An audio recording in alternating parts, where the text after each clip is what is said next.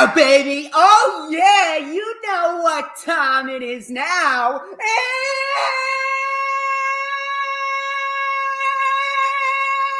It's Saturday.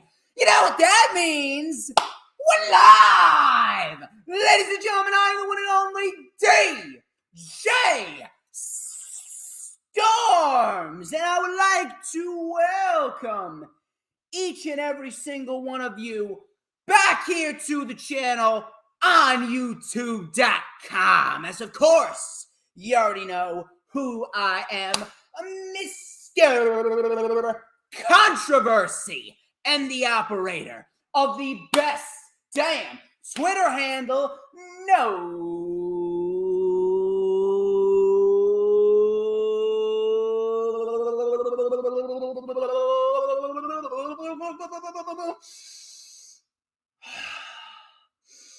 Smell that? You smell that? That's the smell of excellence right there. Wait for it. Wait for it.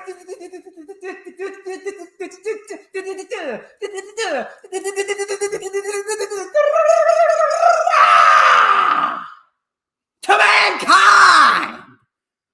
Woo! Woo, woo! I'm feeling it, baby. I am feeling it.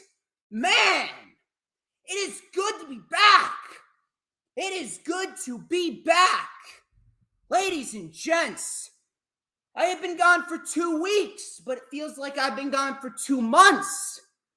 It is good to be back here, live on YouTube in my normal time slot of 1 p.m. Eastern Time.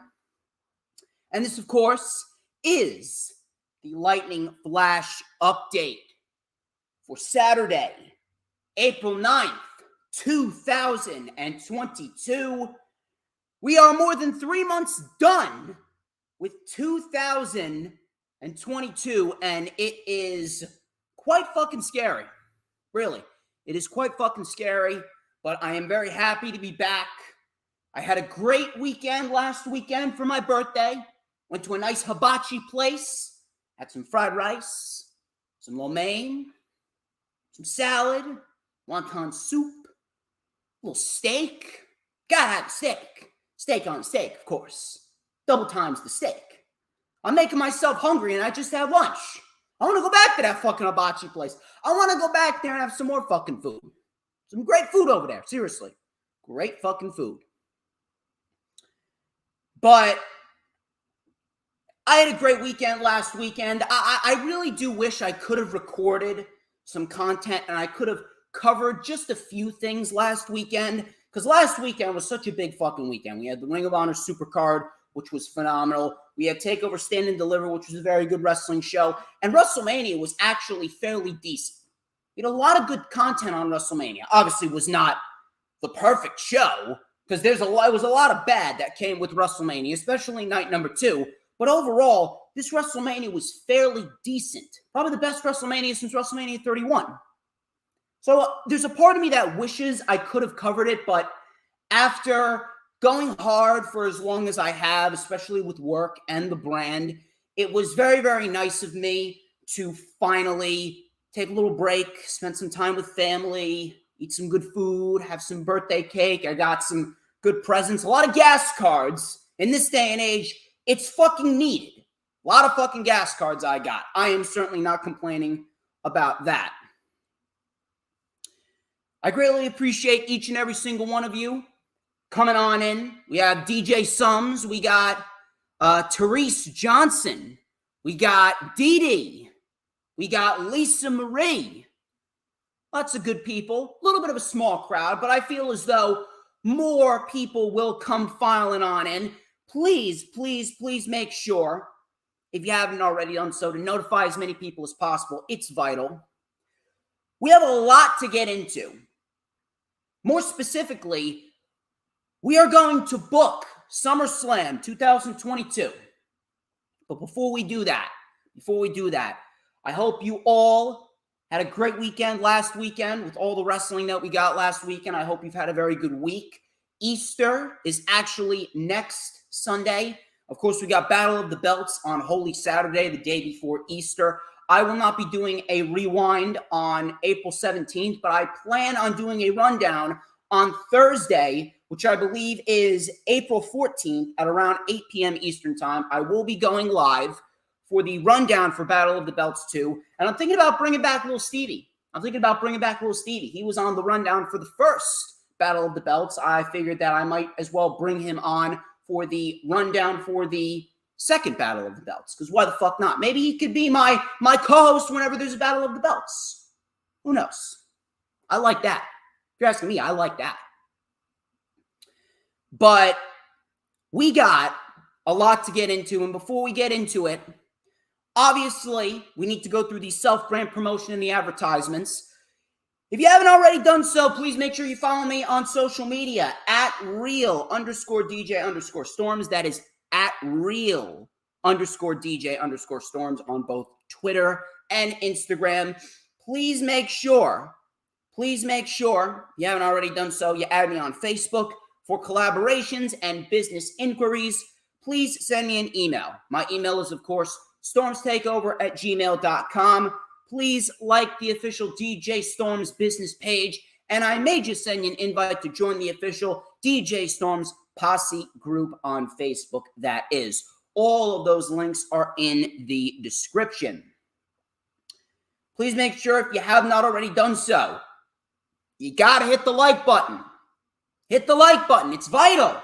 When you come on in, you hit the like button. That's what we do over here. When you hit that like button, you got to share it out on all platforms of social media. I'm talking about Twitter, Instagram, Facebook, Pinterest, Tumblr, Snapchat, TikTok. Whatever social media platforms that you use, you must share out the stream, because then more people are notified that DJ motherfucking Storms is live on YouTube.com. And that's always a good thing when we get more people in the chat, because it sparks up the conversation. It gives me more eyes, gives me more views, and it gives me more likes. And that right there is, of course, the end goal here on the DJ Storms channel.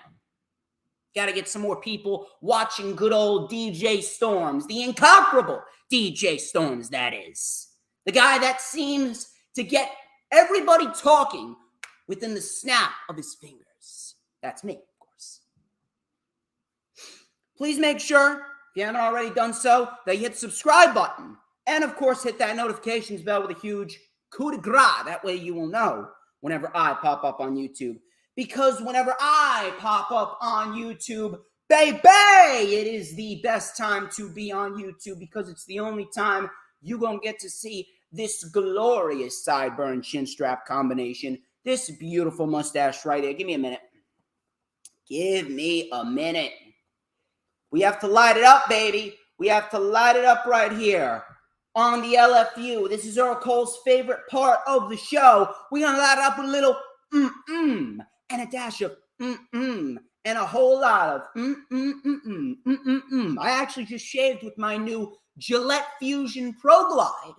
And man, I got a nice, smooth shave. Little self-promotion for Gillette Fusion Pro Glide right there. But anyway, everybody wants a piece of the Stormsmeister. You already know this. Everyone already knows this. But enough self-brand promotion and advertisements. We're going to get right into the festivities here. Might as well start with the big one. The whole reason why I decided to do this LFU and the main topic of discussion. Now, I don't normally do this. I don't normally do topics like this. I don't normally make the booking of a major show the main topic of an LFU. I don't normally do that. I don't think I've ever done it. This is probably the first time I think I've ever done it in my entire history of streaming on YouTube. Not even just streaming on YouTube, just making content about wrestling in general. And the reason why I haven't done it is because I feel as though it would be overkill. I could do it, and trust me, I can bring a lot of great ideas to the table that would make any wrestling show 10 times better. But the reason why I don't is because I feel as though it would be overkill.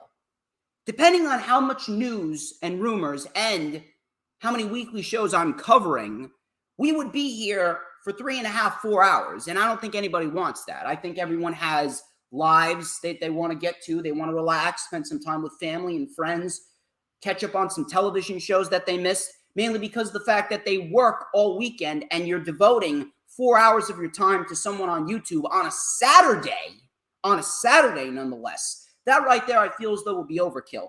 2 hours and 20 minutes, 2.5 hours, I feel as though that's a sweet spot. That's a sweet spot for the LFU, streaming every single Saturday.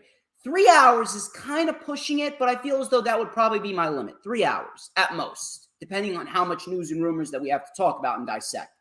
But I feel as though it's pretty important to discuss SummerSlam. And I did not have any of this planned, but Steve Carrier of Ringside News, he just recently came out, I believe it was on Thursday afternoon, he recently just came out with a report stating that WWE just finished booking WrestleMania Backlash, yet they have no idea what they're going to do for SummerSlam. I did not plan any of this out. I had no idea that that report was going to come out. Matter of fact, I had this topic, booking SummerSlam, I had this topic as my topic 2 weeks ago before I decided to take last weekend off since it was my birthday weekend. I did not plan this at all. But it really kind of worked out in my favor. It really kind of worked out in my favor. SummerSlam 2022, it's going to come quicker than anyone thinks. Easter's right around the corner. Pretty soon it's going to be Memorial Day. Then the kids are going to be out of school. It's going to be the beginning of summer. Then it'll be 4th of July. And before we know it, we're going to be sitting smack dab in the middle of the dog days of August. And SummerSlam weekend is going to be upon us. SummerSlam has been looked at in the same light as WrestleMania. And I don't mean that in a good way. SummerSlam has become just as bad as WrestleMania. WWE feels as though they don't have to put any effort into it because, hey, it's SummerSlam. They're going to watch anyway. It's our second biggest pay-per-view of the year. Meanwhile, we haven't had a decent SummerSlam in about the same amount of time that we didn't have a decent WrestleMania before this year. The last good WrestleMania we had was WrestleMania 31 before this year. Coincidentally, the last decent SummerSlam that we had was SummerSlam 2015. There was a lot of good shit on SummerSlam 2015. We had a fun little Fatal 4-Way match for the tag team titles. I believe New Day was in there. The Primetime Players were in there. Los Matadores were in there. Sheamus and Randy Orton put on a decent match. We had Roman Reigns and Dean Ambrose versus Luke Harper and Bray Wyatt of the Wyatt family. Fun little tag team match right there. We had Cesaro and Kevin Owens. Very good match there. We had Cena and Rollins title for the U.S. title and the WWE title at SummerSlam. We had The Undertaker, Brock Lesnar. SummerSlam 2015 was a pretty decent show. We haven't had a decent SummerSlam since then.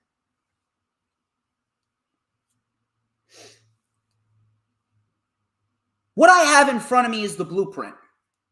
What I have in front of me is the card that if WWE wants to, they could book this card and make SummerSlam 2022 the best event, not only of the year, but the best SummerSlam in history. I'm talking even better than 2002 SummerSlam, which many people regard as the greatest SummerSlam of all time.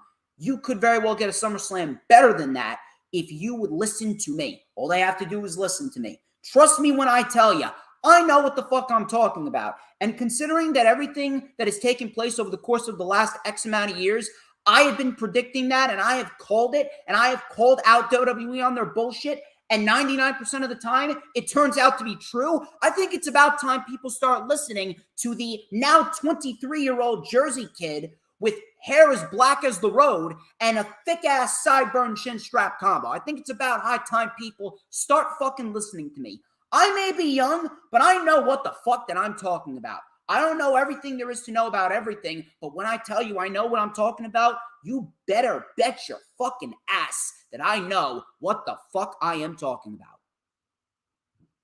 WWE has the potential to make SummerSlam 2022 the best event of the year and the best SummerSlam of all time if they would just listen to me. That's all they have to do. And I'm 1,000% sure that everyone here in this chat is going to absolutely agree with every single match and every single decision that I'm going to say in just a matter of moments. SummerSlam 2022. Let's start with the pre-show.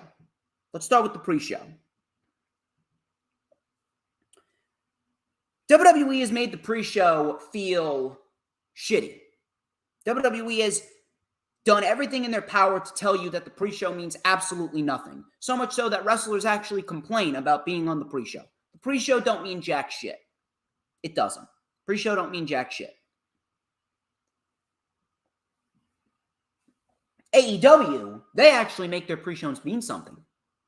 AEW's pre-shows are relevant. They're very relevant, and they mean a lot when it comes down to it. AEW's pre-shows to their pay-per-views are very, very important. We have had a lot of great matches on the pre-shows. Serena Deeb and Riho. We've had Hikaru Shida and Thunder Rosa versus Jamie Hayter and Nyla Rose. We've had the House of Black versus Penta, Pac, and Eric Redbeard. We've had Serena Deeb versus Allison Kay for the NWA Women's World Championship. We've had a lot of great pre-show matches over the years, really. A lot of great pre-show matches. Dark Order and SCU, Britt Baker and B. Priestley. A lot of great pre-show matches to AEW's pay-per-views. They even did a buy-in match for Rampage at 9 p.m. on YouTube, and we had Minoru Suzuki and Bryan Danielson absolutely beat the shit out of each other. One of the most underrated matches of 2021. Excellent stuff right there. Really good. Pre-show don't mean jack shit. And WWE has done everything in their power to tell you that women's wrestling don't mean jack shit either. WWE, with the talent that they have, they should honestly have a women's division that is flourishing. How is it that AEW went from having a lackluster women's division to having perhaps the best women's division in North America? Look at the talent in that women's division. Look at the talent in the Owen Hart Cup tournament already. Toni Storm, Jamie Hayter, Hikaru Shida, Red Velvet. You mix in Serena Deeb, Thunder Rosa, Britt Baker, Nyla Rose. Pretty soon Ember Moon's going to come on in. Chris Statlander. Their women's division is flourishing. All WWE has to do is put some effort into their division. That's all they need to do. First order of business, I would absolutely take the 24/7 championship and take the women's tag team titles, burn them in a furnace, never to be seen again. Those titles need to go away forever. I don't give a shit who wants them, whether it's a minority of fans, whether it's the fucking networks. I don't give a shit. Get rid of those fucking titles forever. That's number one. Number two, the brand split needs to end. Brand split has been rendered useless. 6 years ago, WWE was in need of a brand split. You know why? Because they had an overabundance of talent. And what did they do? They fired them, treated them like shit, and now their roster is nothing but skin and bones. Little to nobody has credibility. End the brand split and get rid of the women's tag team titles and the 24/7 title. Those are my first two orders of business. Now, on to the pre-show. Like I mentioned, pre-show don't mean shit, and neither does women's wrestling. If you want a match that is going to make the pre-show mean something, and a match that's going to mean something to women's wrestling, I'll tell you what you do. Sasha Banks versus Rhea Ripley.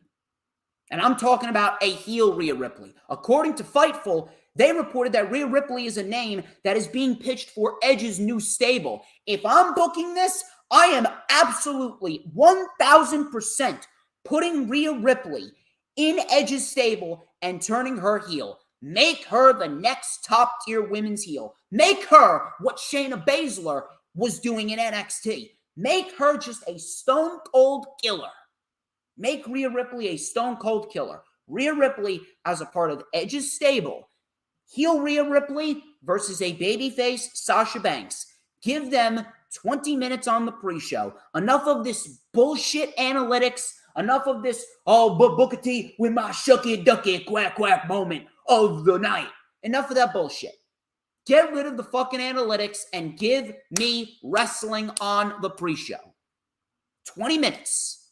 20 minutes. No need for a 2-hour pre-show for these big events. 1 hour pre-show, maybe an hour, maybe a half-hour pre-show. Half-hour pre-show of wrestling. If you want to make it an hour pre-show, add another match to it. But if I'm booking this, half-hour pre-show, 7:30 p.m., 20 minutes of wrestling with one great match. That's it. As a matter of fact, I'm not even starting it at 7:30. With these big pay-per-views, I'm talking about the big 4 pay-per-views. If you're going to overload the big 4 pay-per-views with these mega matchups, bring them back to 7. I don't give a shit what you got to do. I don't give a shit how much manipulation you got to do with Peacock, how much money you got to pay to Peacock. Bring the big 4 back to 7. There's no reason why we need an 8 to 12 pay-per-view, especially if you're going to have 12 pay-per-views a year. That's why I'm complaining about it.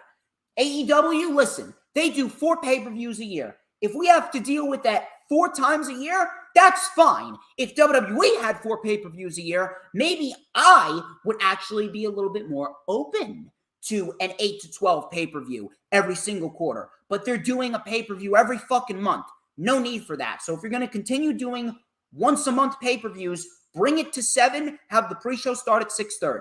6:30 pre-show with Sasha Banks, babyface Sasha Banks versus Rhea Ripley.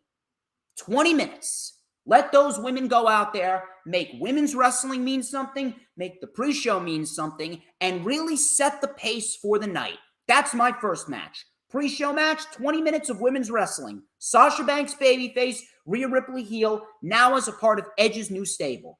That match will not only rejuvenate the pre-show, not only rejuvenate women's wrestling, but it will rejuvenate both Sasha Banks and Rhea Ripley. They feel flat as shit. Sasha feels flat because she got shafted for Ronda Rousey taking her spot against Charlotte Flair at WrestleMania night number 1. And Rhea Ripley, she has been dead ever since Charlotte Flair buried her at WrestleMania 36 in front of nobody in an empty PC. Sasha Banks, Rhea Ripley, that is your pre-show match. With Rhea Ripley going over. Why does the heel Rhea Ripley go over? Because she needs it. Sasha's already a made woman, and I have a long-term vision, and WWE should have this long-term vision as well. Long-term vision for Rhea Ripley now that she's a heel and a part of Edge's new stable. Sasha Banks, Rhea Ripley. Give them 20 minutes. Great match on the pre-show. Rhea Ripley comes out victorious. That's my first match. Let's move on to the main show.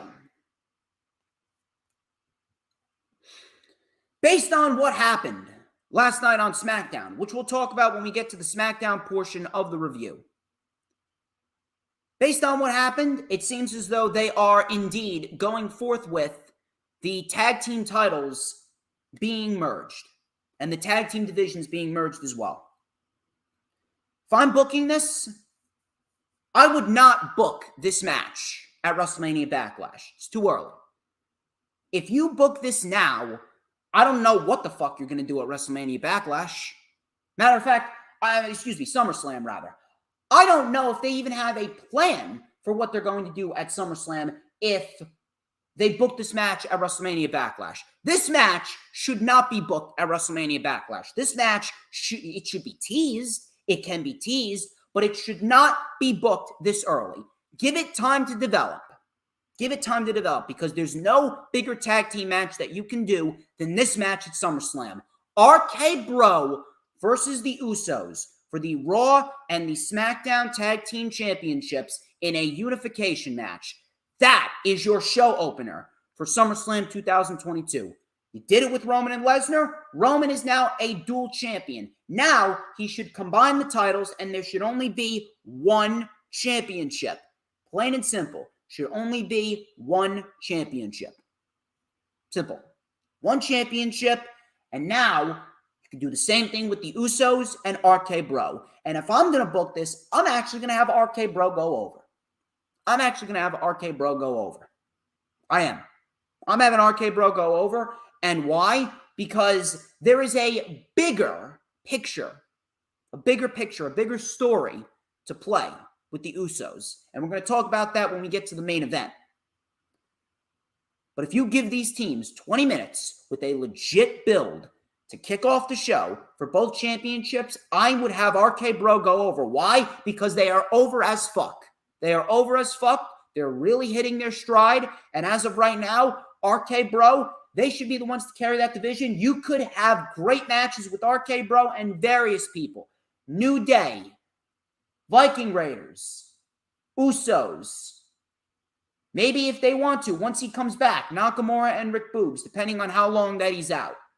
Los Lotharios, Sheamus and Ridge Holland. Many people. Dominic and Rey Mysterio. Just another one. Street Profits, if you want to go revisit that again. WWE could have the best tag team division on the planet if they would just combine the rosters and put some effort into tag team wrestling. Simple. RK Bro should go over.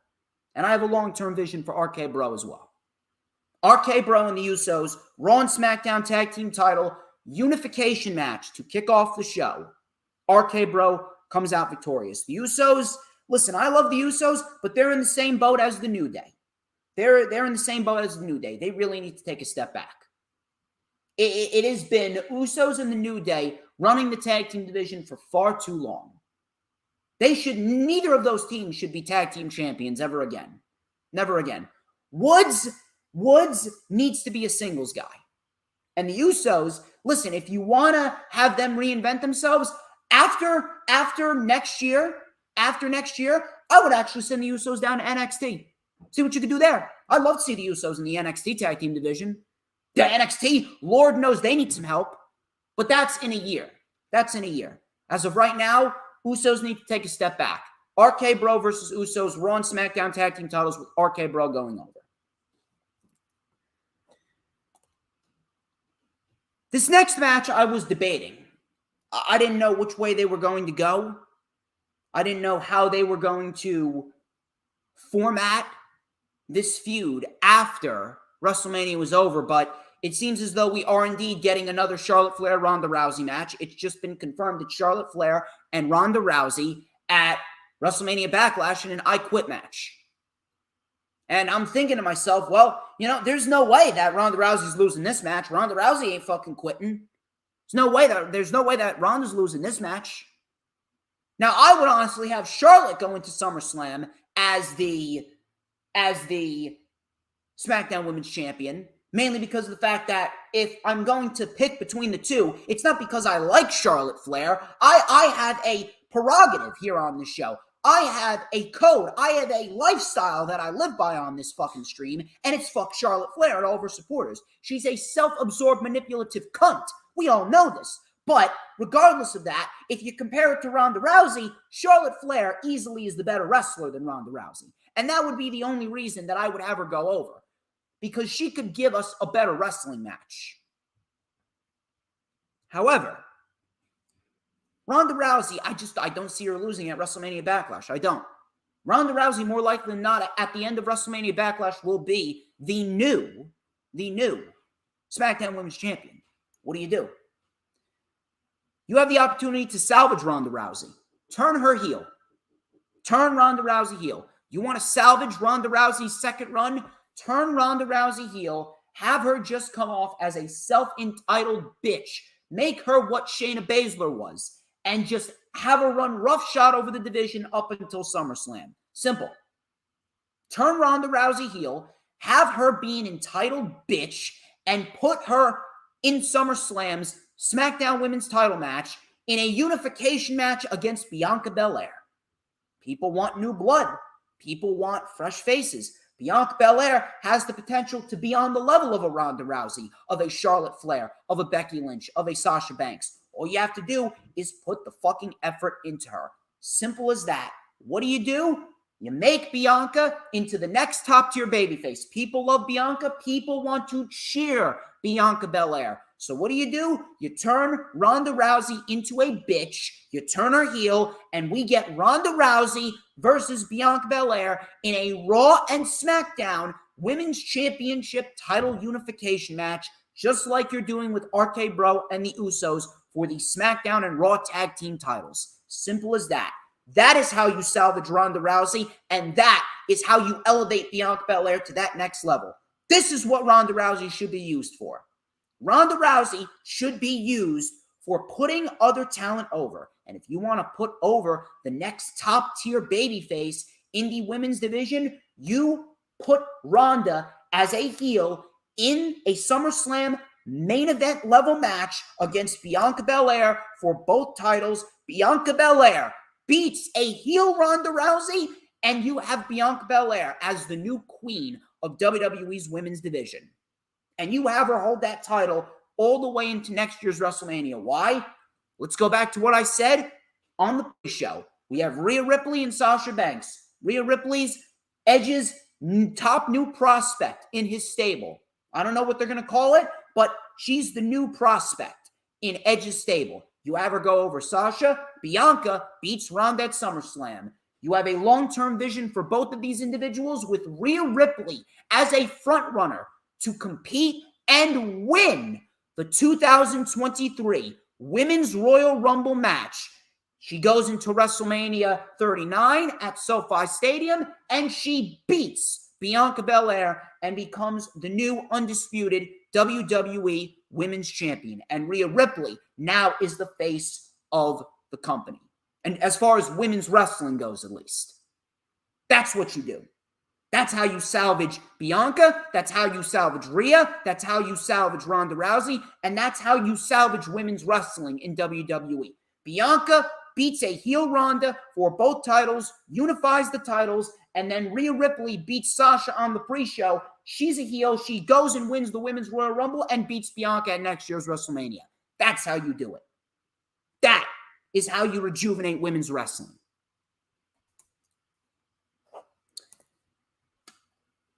Let's talk about the mid-card titles.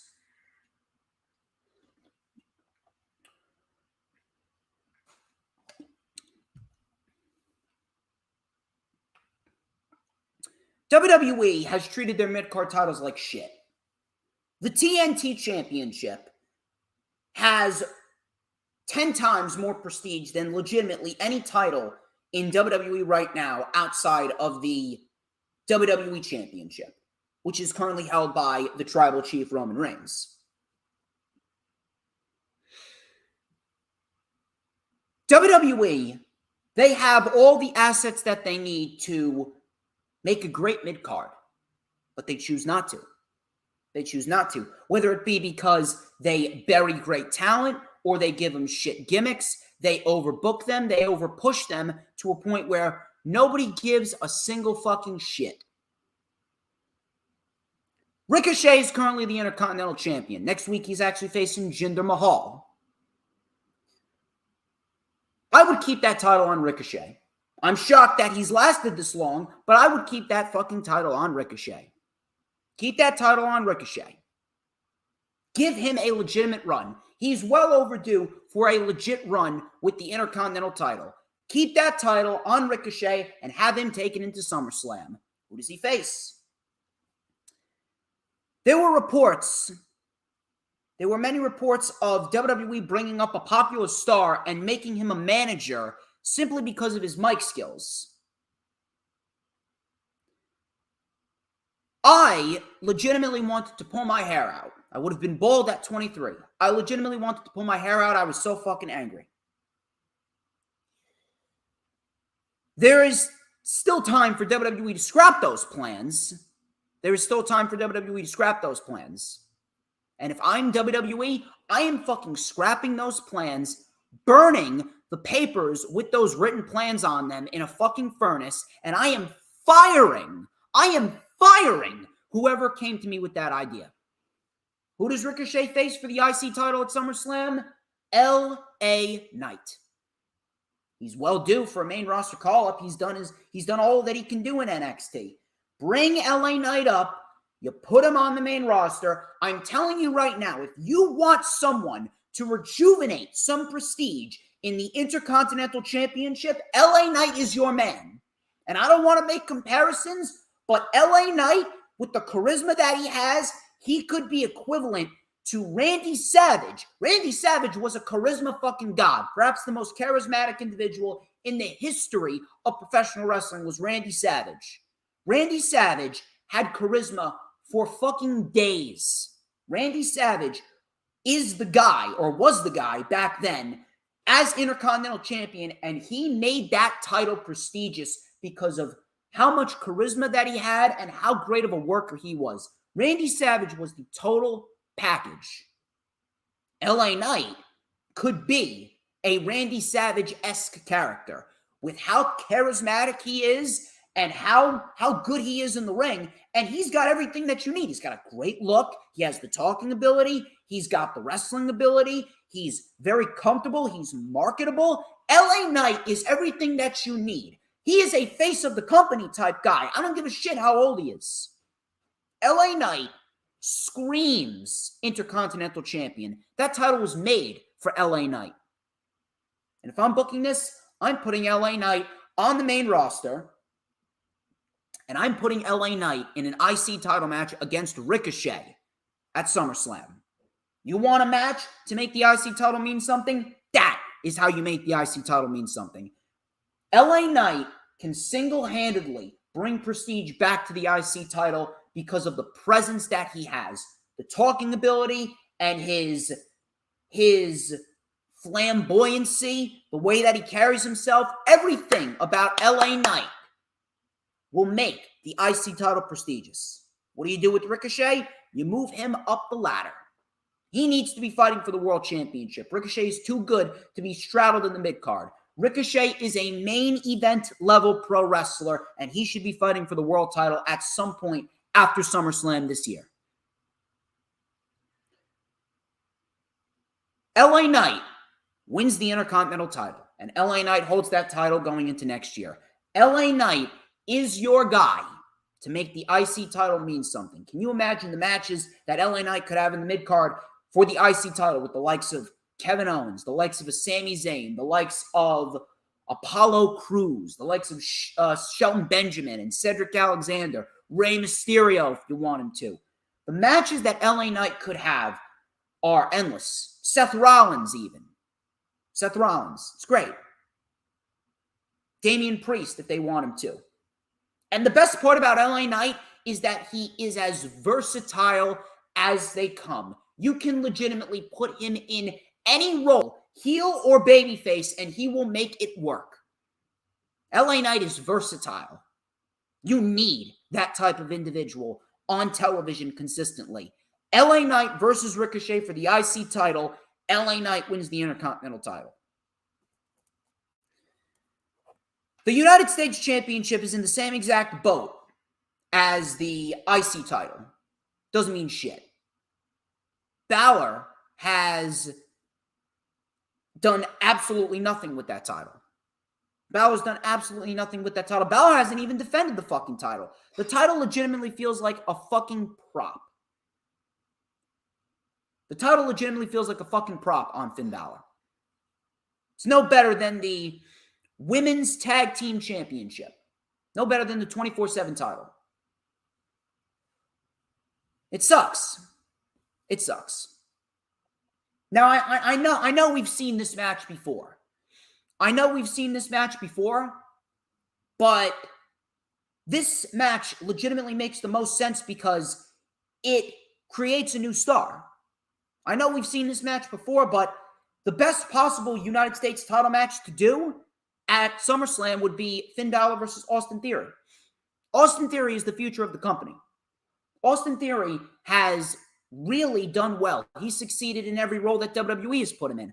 Austin Theory, right now, Austin Theory is probably one of the best new prospects to come up from NXT that hasn't been completely fucking buried.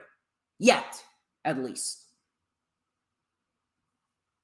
I don't know how Austin Theory is going to favor in a couple of years, but for now, Austin Theory ain't doing too bad for himself. This is another case. Same thing as RK Bro and the Usos. They're already teasing it. This should not happen now. What are you going to do at SummerSlam with Austin Theory? Austin Theory needs a big moment on a big stage.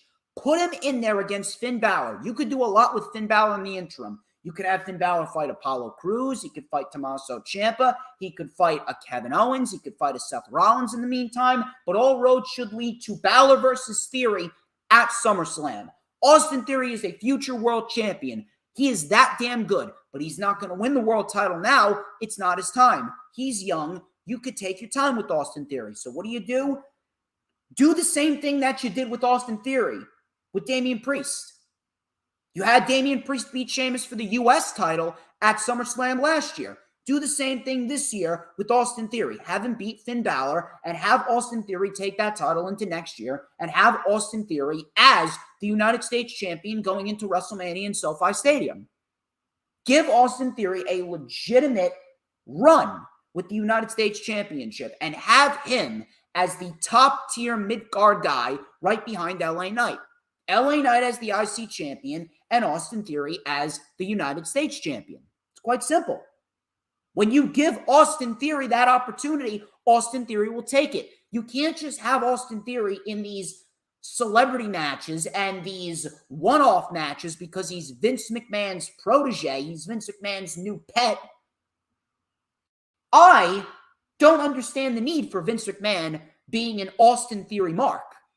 He doesn't need that. Vince McMahon doesn't need to be on television. Just have Theory be on his own. Have Theory beat Finn Balor in a great match, make the U.S. title mean something, and have Austin Theory go off and be the guy as United States champion for now. You can have some good matches with the likes of Ciampa. I would love to see a match between him and Ciampa. Maybe Rey Mysterio. Should be a decent match right there. Something like that. Maybe AJ Styles. Who knows? Maybe AJ Styles. Austin Theory, AJ Styles, U.S. title don't sound too bad to me. What about Matt Riddle? Matt Riddle, once RK Bro breaks up, you're going to need challengers for Austin Theory, maybe even a challenger for the world champion. Matt Riddle, he's very versatile in his own right. Maybe a babyface Bobby Lashley. Who fucking knows? Who knows? Maybe a Drew McIntyre. Drew McIntyre versus Austin Theory sounds intriguing. Austin Theory versus Finn Balor.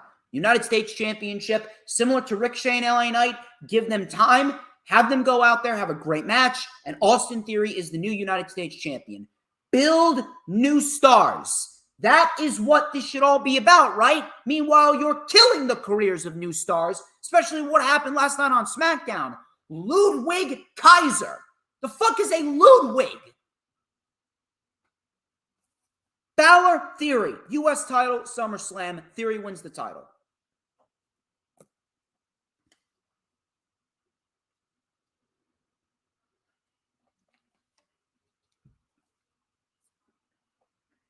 Now let's get into the main event level matches. Let's get into the top tier matches.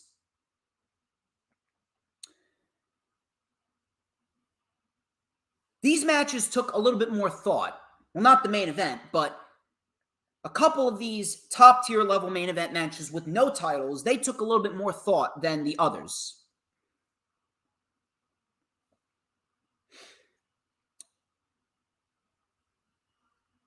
Seth Rollins. Seth Rollins,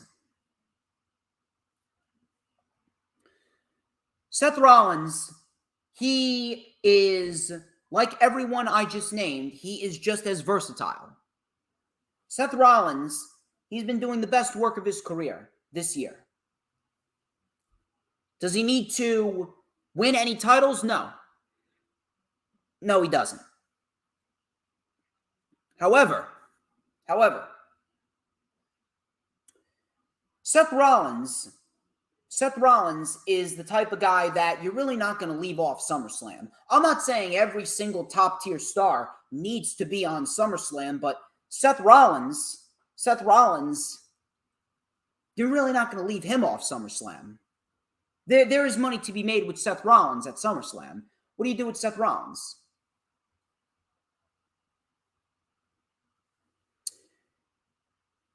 There's a pretty decent story that you could tell with Seth Rollins, and the best opponent for Seth Rollins at SummerSlam would probably have to be AJ Styles. There's a little story that you could tell with them. You could tell a story of AJ Styles never being able to beat Seth Rollins straight up.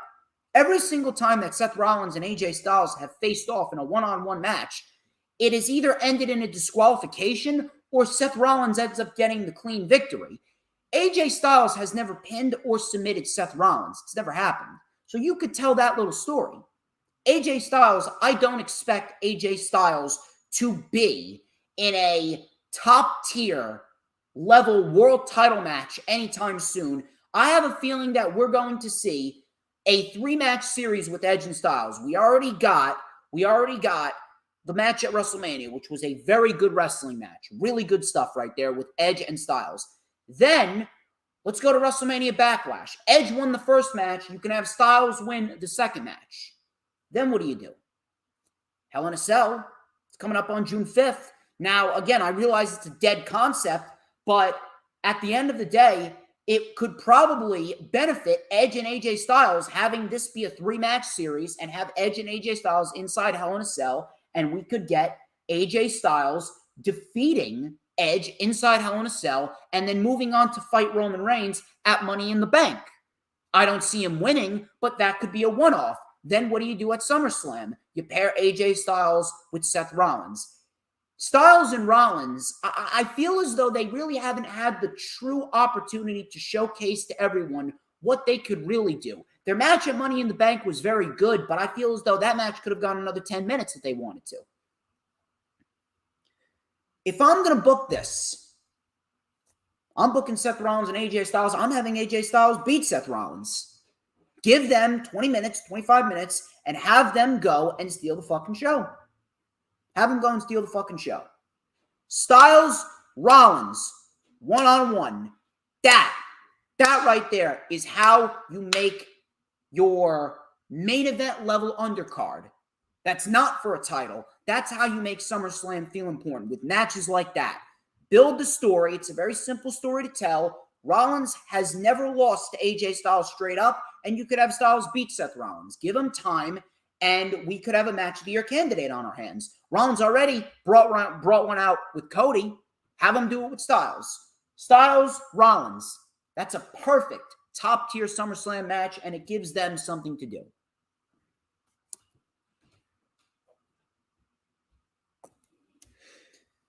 Kevin Owens. Kevin Owens, he's another guy. You're not going to leave Kevin Owens off of SummerSlam. Kevin Owens is a guy that WWE does not deserve the services of. Kevin Owens is a guy that WWE has used as nothing more than a mid-card purgatory guy to help get everyone else over. He's nothing more than a guy that can do indie moves, and he is a good hand in helping get everyone else over. That's what Kevin Owens is to WWE. And it's very, very pathetic. That's very pathetic. Kevin Owens should honestly be in a better position. Kevin Owens honestly should be at the top of the card. And Kevin Owens right now, he's well overdue for a big win. I'm talking about a big win. What do you do with Kevin Owens at SummerSlam? There is one match that a lot of people have been wanting to see. A lot of people have been wanting to see since this guy came back from injury. Since this guy made his shocking return, a thunderous return this man made. The best opponent for Kevin Owens at SummerSlam is Edge. I'm talking about this Edge. The omnipotent Edge. This Edge could bring out the best Kevin Owens that we've seen since his feud with John Cena. Kevin Owens has not felt like a top-tier athlete since his feud with John Cena, which was his first feud in WWE. Ever since then, Kevin Owens has just declined in quality. And that's not his fault. That's all on WWE for making him feel like everyone else. That's on WWE for making him feel irrelevant. And listen, I love Kevin Owens. He's another versatile guy. He's another versatile guy, but at this rate, Kevin Owens, I feel as though he's not really going anywhere as a heel. Kevin Owens in this era of professional wrestling right now would be best suited as a babyface. No one wants to boo Kevin Owens. Let the crowd cheer Owens. Owens, as a babyface right now, would benefit everyone more because there is just an overabundance of heels. There's an overabundance of heels. We got Gunther, who just made a SmackDown debut. He's a heel. Roman Reigns, he's a heel. Edge is a heel. Austin Theory is a heel. Baron Corbin, no one fucking likes Baron Corbin, but he's a heel. Sami Zayn is a heel. There's really not many top-tier babyfaces outside of Drew McIntyre. Damian Priest just turned heel. Randy Orton, when he betrays Matt Riddle, he's going to turn heel. There's really no top-tier babyfaces outside of Drew McIntyre and Matt Riddle. We need babyfaces. Kevin Owens right now would be best suited as a babyface. Babyface Kevin Owens versus a heel Edge, the omnipotent Edge versus the prize fighter versus the guy that just keeps fighting, Kevin Owens. Story writes itself. The promo battles that we could have with Edge and Kevin Owens would be great. Give me Edge, give me Kevin Owens, plain and simple. Edge and Owens. And have Owens get the win. Have Owens get the win. Simple. Give me Owens versus Edge and give me Owens just due. Owens is well overdue for a big win. He has not had a big win in God knows how long. I don't even think he was on the SummerSlam card last year. Was he? Not to my knowledge. Wasn't even on the SummerSlam card last year. How pathetic is that? How fucking pathetic is that? Edge versus Kevin Owens. That's a potential show stealer right there. That is a potential show stealer right there. And that right there, that's one of the very few matches that we have left with Edge that I think a lot of people want to see. It's Owens and Edge, and then Balor and Edge. Those are the top two matches that people really want to see. Give me Owens and Edge. Babyface Owens versus heel Edge, and Owens goes over. Owens deserves his just due. And then, just like Ricochet, I'm moving Owens up the ladder. Same thing with Balor. Balor, Ricochet, and Owens, I am moving up the ladder and putting them in the world title scene after SummerSlam. Owens and Edge. Owens goes over.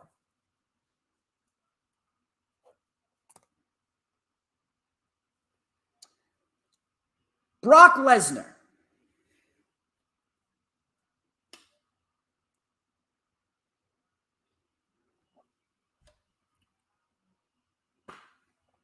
Brock Lesnar. He's another one, just like Owens, just like Edge, just like Rollins, just like Styles. You're not going to leave Lesnar off the show. Now, I would certainly not mind not seeing Lesnar on the show. Matter of fact, if Lesnar's not on the show, then I would replace his role on the show with Drew McIntyre. But if Lesnar's on the show, then we don't need to see Drew McIntyre on the show. Not everyone needs to be on SummerSlam. Drew McIntyre does not need to be on SummerSlam if Lesnar's going to be in this role. But if Lesnar's not in this role, then I'm going to put in Drew McIntyre. But knowing WWE, they're going to call upon Lesnar for a SummerSlam match because they got to sell tickets. You're going to put Lesnar on there. You're going to put Edge on there. You're going to put Styles on there. You're going to put Rollins on there. You're going to put Rousey on there. You're going to put them on there because you have to. Brock Lesnar. A lot of people love this babyface Brock Lesnar, but he's just not what he used to be. He's very, very, very complacent. Lesnar has just settled into a role where he doesn't have to do much. However, there is one match, well, maybe a few, but there is one match at the top of everyone's list that I know for a fact a lot of people would want to see. A lot of people have had this match on their mind for a long time. Matter of fact, some people have actually even compared this individual to Brock Lesnar. There is one match that could really, really, really make people appreciate Brock Lesnar a lot more. And if Brock Lesnar lays down for this man could be the next big thing already. I don't expect him to. I don't expect this match to even happen because WWE, they're a bunch of fucking retards. But if I'm booking SummerSlam, which in this case I am having Lesnar go one-on-one with Gunther. Lesnar and Gunther. Walter. Whatever the fuck you want to call him. This match is a match that a lot of people have had their minds wrapped around for a long, long, long time. If you want to make SummerSlam feel like an important show, if you want a big fight feel for SummerSlam, this is a big money match. One of the very, very, very few matches that are left for a guy like Brock Lesnar that would absolutely steal the show. Could steal the show. Could steal the entire year. Could be a match of the year candidate. Gunther and Lesnar. That is your SummerSlam big time money match for Lesnar. That's what you do. And if I'm booking this, you better fucking believe I am having Gunther go over. Or Gunther, as they call him. I'm having Gunther go over. And for those saying, oh, well, Lesnar will never put him over. Lesnar will do anything they fucking ask of him. He will go out there in a fucking chicken outfit and do the chicken dance if they pay him enough money. Lesnar will do anything for the right amount of money. He will absolutely put over Gunther. That is your SummerSlam match. Lesnar and Gunther. And I'm having Gunther go over.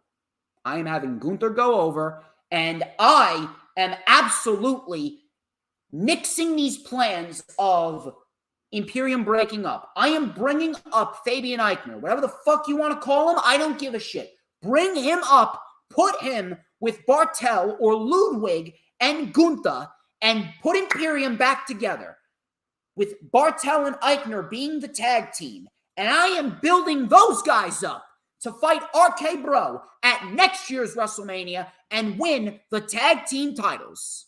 That's what you do. Nix these fucking plans. Get rid of them. Call up Eichner. Put him with Bartel again. Whatever the fuck you want to call him. Ludwig, Bartel, Kaiser, whatever the fuck. Put him with Fabian and build them up going into next year's WrestleMania to fight RK Bro, win the tag team titles, and then we can start the breakup of RK Bro with Imperium as the kings of the tag team division. And Gunther, you want to make him into a star? That's how you do it. A hard-hitting fucking war with Brock Lesnar. It needs to be produced brilliantly. Let them go out there and just kick some fucking ass and then have Gunther beat Lesnar. So in the span of a few hours, you would have made LA Knight into a new star, Theory into a new star, Bianca into a new star. You would have made Gunther into a new star, Gunther into a new star. Perfect. And I'm not done with Gunther yet. I'm not done with him yet. What happens after the main event? Then we're really going to get down and dirty.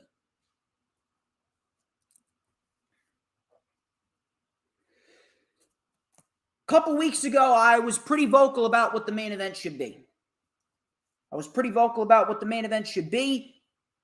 And I'm sticking by it.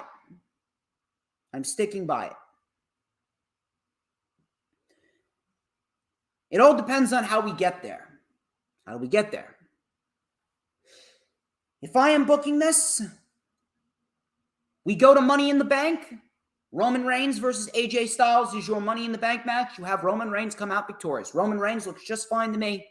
Give me Nakamura versus Roman Reigns at WrestleMania Backlash. Then we get Roman Reigns versus Drew McIntyre at Hell in a Cell. Then we get Roman and AJ at Money in the Bank. Who wins Money in the Bank? Cody Rhodes. I am giving Cody Rhodes the Money in the Bank briefcase, and I am not wasting any time. Cody Rhodes cashes in his Money in the Bank briefcase Rob Van Dam style, I am challenging you, Roman Reigns, in the main event of SummerSlam for the WWE Championship. I cash in on you. That's how you do it. It'll make the Money in the Bank briefcase look good. It'll make the world title look prestigious, and it'll make Cody look good. Cody Rhodes, Roman Reigns for the WWE Championship. And I am booking Cody Rhodes to go over with Cody Rhodes becoming the guy. That's what I'm doing. Cody Rhodes is your new WWE champion at SummerSlam, hands down. Hands down. Now, what do you do with Roman? Well, Roman's got The Rock at next year's WrestleMania. How do we get there? If Roman Reigns, now I'm not sure if he's still injured or not. He looks fine to me, but if Roman Reigns can go, and he is not injured and he can stick around after SummerSlam, you know what I'm doing? Story writes itself. You have a money match at Survivor Series. Your match at Survivor Series is the Bloodline versus Imperium. Gunther, Ludwig, and Fabian, whatever the fuck you want to call them, versus Roman and the Usos. That is your fall feud. That is your Survivor Series match. Then what do you do? Well, Roman Reigns, he can go into the Royal Rumble, and The Rock could enter the Royal Rumble. The Rock could enter the Rumble. He could have a face-off with Roman, and then after The Rock eliminates Roman, Rock could come down to the Final Four, and Roman returns. Since there's no DQ, Roman returns, and he eliminates The Rock, and we are off to the runnings with Roman and The Rock at WrestleMania 39. Then what do you do with Gunther? Gunther's your Royal Rumble winner. If I'm booking this, I am not wasting any fucking time. Gunther is your Royal Rumble winner, and Gunther is fighting Cody Rhodes in the main event of next year's WrestleMania, and Gunther is your new WWE champion. That is how you build a new star. That's what you do. That is how you make a new star. So at the end of WrestleMania, Gunther WWE champion, and Imperium are the tag team champions. Plain and simple. Plain and simple. But it all starts with Cody versus Roman at SummerSlam, with Cody Rhodes cashing in his Money in the Bank briefcase on Roman and beating Roman. That is how you do it. That's how you do it. Plain and simple. No ifs, ands, buts, or maybes. And that right there, that is your SummerSlam 2022 card. We don't need Sheamus on the card. We don't need McIntyre. We don't need Charlotte. We don't need Becky. We don't need Liv. We don't need Naomi. We don't need any of these individuals. Quality over quantity. That is your SummerSlam card. And that right there is how you make SummerSlam not only the best event of the year, but the best SummerSlam in the history of SummerSlam. I do not want to hear a fucking peep out of anybody. I do not want to hear a peep out of anybody. If you are trying to deny me in any way, shape, or form after the card that I just gave you and the reasons that I just gave you, I got no problem looking you dead in the eye and calling you exactly what you are, a fucking retard. Do not fucking define me. That right there is the perfect SummerSlam card. I don't want to hear a fucking peep out of anyone. From top to bottom, that is the best event that WWE could possibly book all year. That is how you make SummerSlam the best SummerSlam of all time. Will WWE do it? No, I have no faith that they will.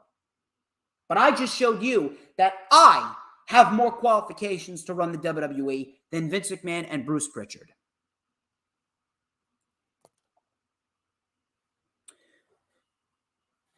That is how you book SummerSlam.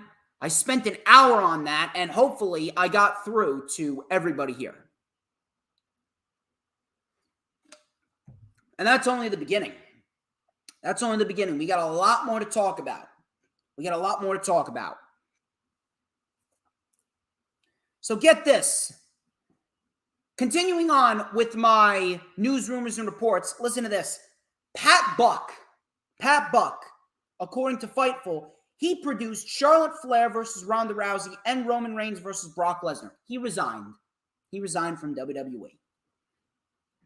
Well, it all falls on the producers. You know what? Pat Buck, realized he ain't cut out for this. He ain't cut out for booking WWE main event level matches because, quite frankly, he sucks. Goodbye. Goodbye, Pat Buck. I don't really give a shit because whatever goes on backstage, really not my business. I just care about if they put on a good television show. And Pat Buck, he clearly was not helping out the cause. Goodbye, Pat Buck. This is actually some good news right here.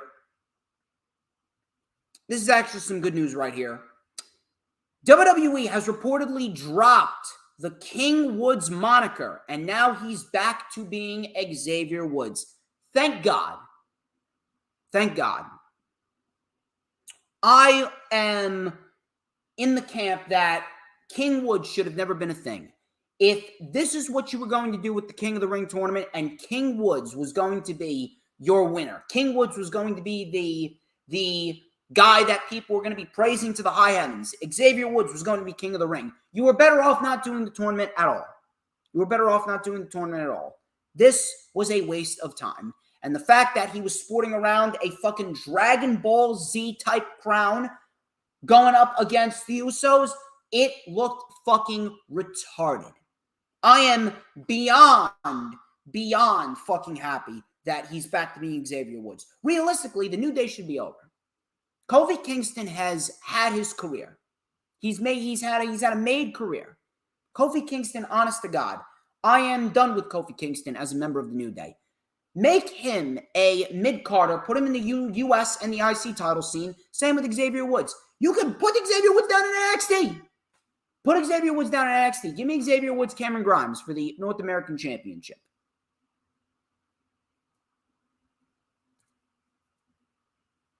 No more King Woods. Thank God. Xavier Woods, absolutely one of, if not the worst, King of the Ring winners ever. Xavier Woods did nothing to make that title of King of the Ring prestigious.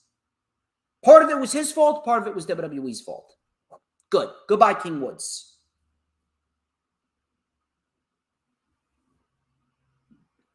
Wrestling Inc. WrestlingInc.com reported that WWE is actually planning on returning to the Kingdom of Saudi Arabia for a TLC premium live event, although it is unspecified when. Listen, I'm not one of these people that are going to get on WWE's back and, bash them to the high heavens and be one of these woke social justice warriors. Oh, God, you know what? They're doing business with a shit country and all the animals down there in Saudi Arabia. I don't give a shit about that.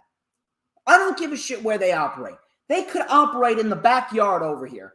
They could operate in my fucking bathroom on the fucking toilet.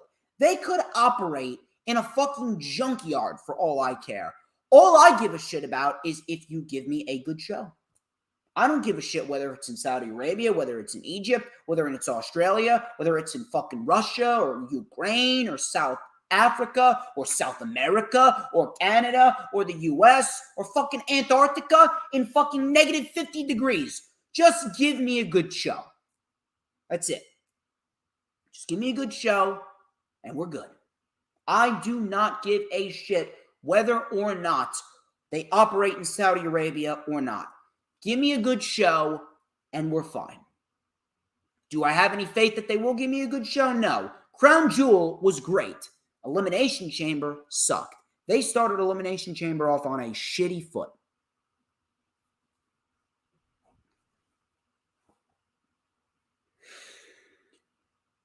So I'll keep you updated on whether or not we see WWE go back to Saudi Arabia for a TLC event. Could be a decent show if they want it to be. But I got no faith.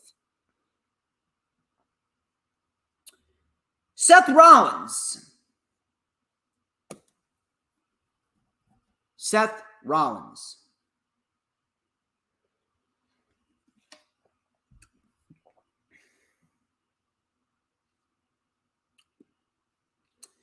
It has become quite apparent what type of man Seth Rollins is. Seth Rollins is a WWE cocksucker. Seth Rollins is a shill. He's a company man. He is a WWE dick rider right down to the very last letter. Seth Rollins is a fucking retard. He's a great wrestler, great character, but as an individual, the guy is a fucking retard. He's one of the worst individuals. He's just as bad, if not worse, than Booker T. Seth Rollins is fucking retarded. I don't care. Send it to him. He is. Seth Rollins is a fucking company-wide dick rider. Send that, clip it, and send it to him. However, Seth Rollins, for once, Seth Rollins actually said something intelligent. If you can believe it. I know, the world's not ending. Seth Rollins actually said something intelligent. I guess even retards have their good days. Seth Rollins appeared on SI Media podcast and discussed the state of Monday Night Raw. He believes that Raw should be 2 hours. He stated, and I quote, "I think a 3-hour show is just obnoxiously long every week. Everything gets stretched out, and you've got to cram. You got to fill 3 hours of television. There's just nothing to be done. That's just how it is. So I think 2 hours is a beautiful kind of number for a pro wrestling show. And I think it's easier to make everything mean a little bit more." End quote.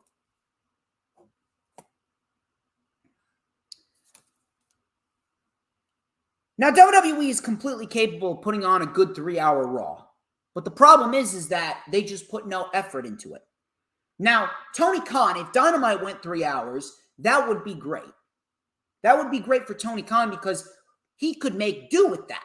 Tony Khan could make Dynamite feel important in 3 hours because that right there, that is what Tony Khan's all about. He gives you the best possible show no matter what time. So Tony Khan could absolutely make a great 3-hour show on Dynamite. But the problem is that he would wear himself thin.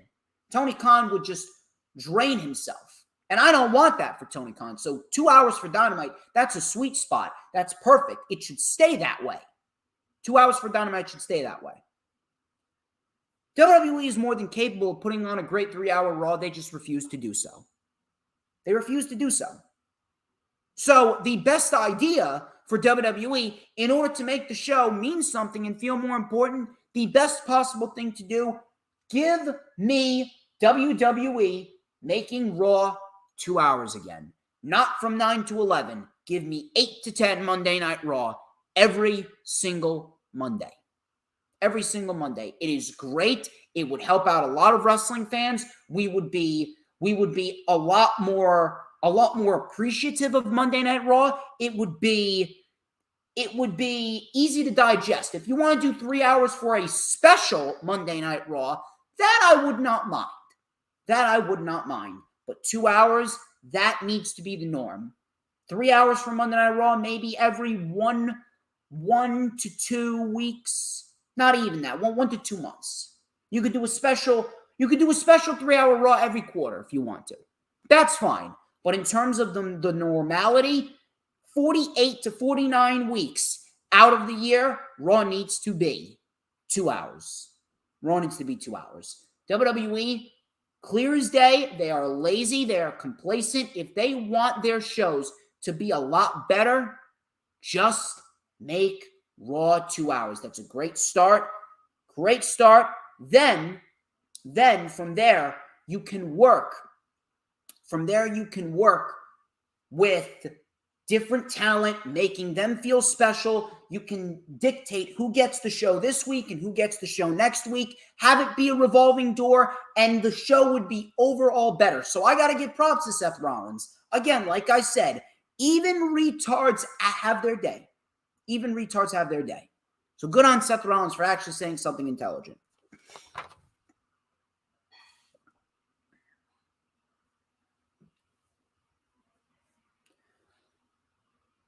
Nash Carter. This is my final piece of news before we get to the weekly show reviews. And we have a lot of shit to go over with the weekly show reviews.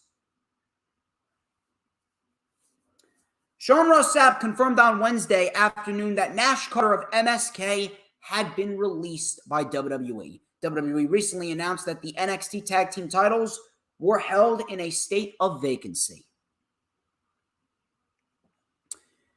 Over the last few weeks, Nash Carter's wife, soon-to-be ex-wife, Kimberly, who's currently signed to Impact, has been coming out with allegations against him, claiming that he abused her physically by hitting her while she was drunk. Then she claimed that he mentally abused her. He mentally abused her when he was trying to provoke her by saying things and trying to get her mad. And then all of a sudden we saw that she was saying that Nash Carter would try and just egg her on, and then when she would get mad at him, then he would play the victim and victimize himself when she got mad at him. And then all of a sudden,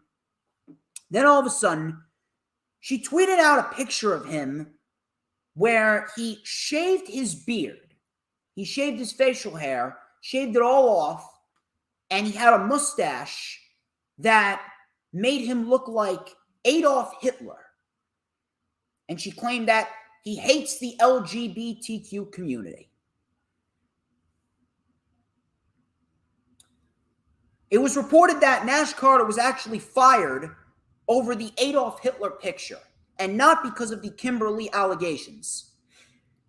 There were investigations, according to the reports.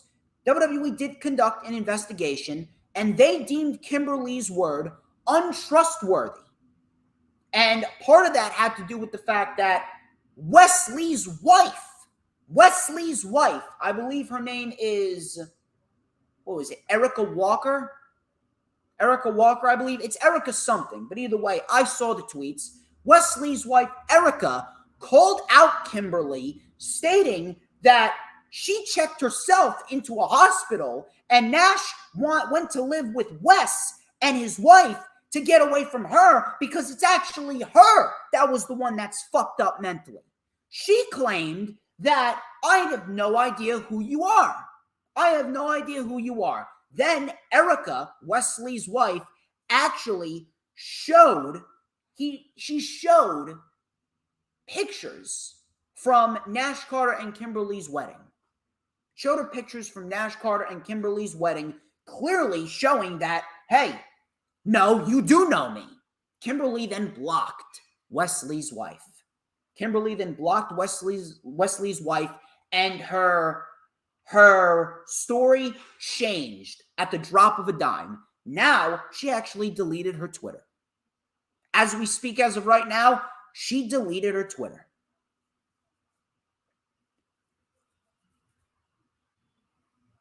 I'm very good at pinpointing a bullshit artist.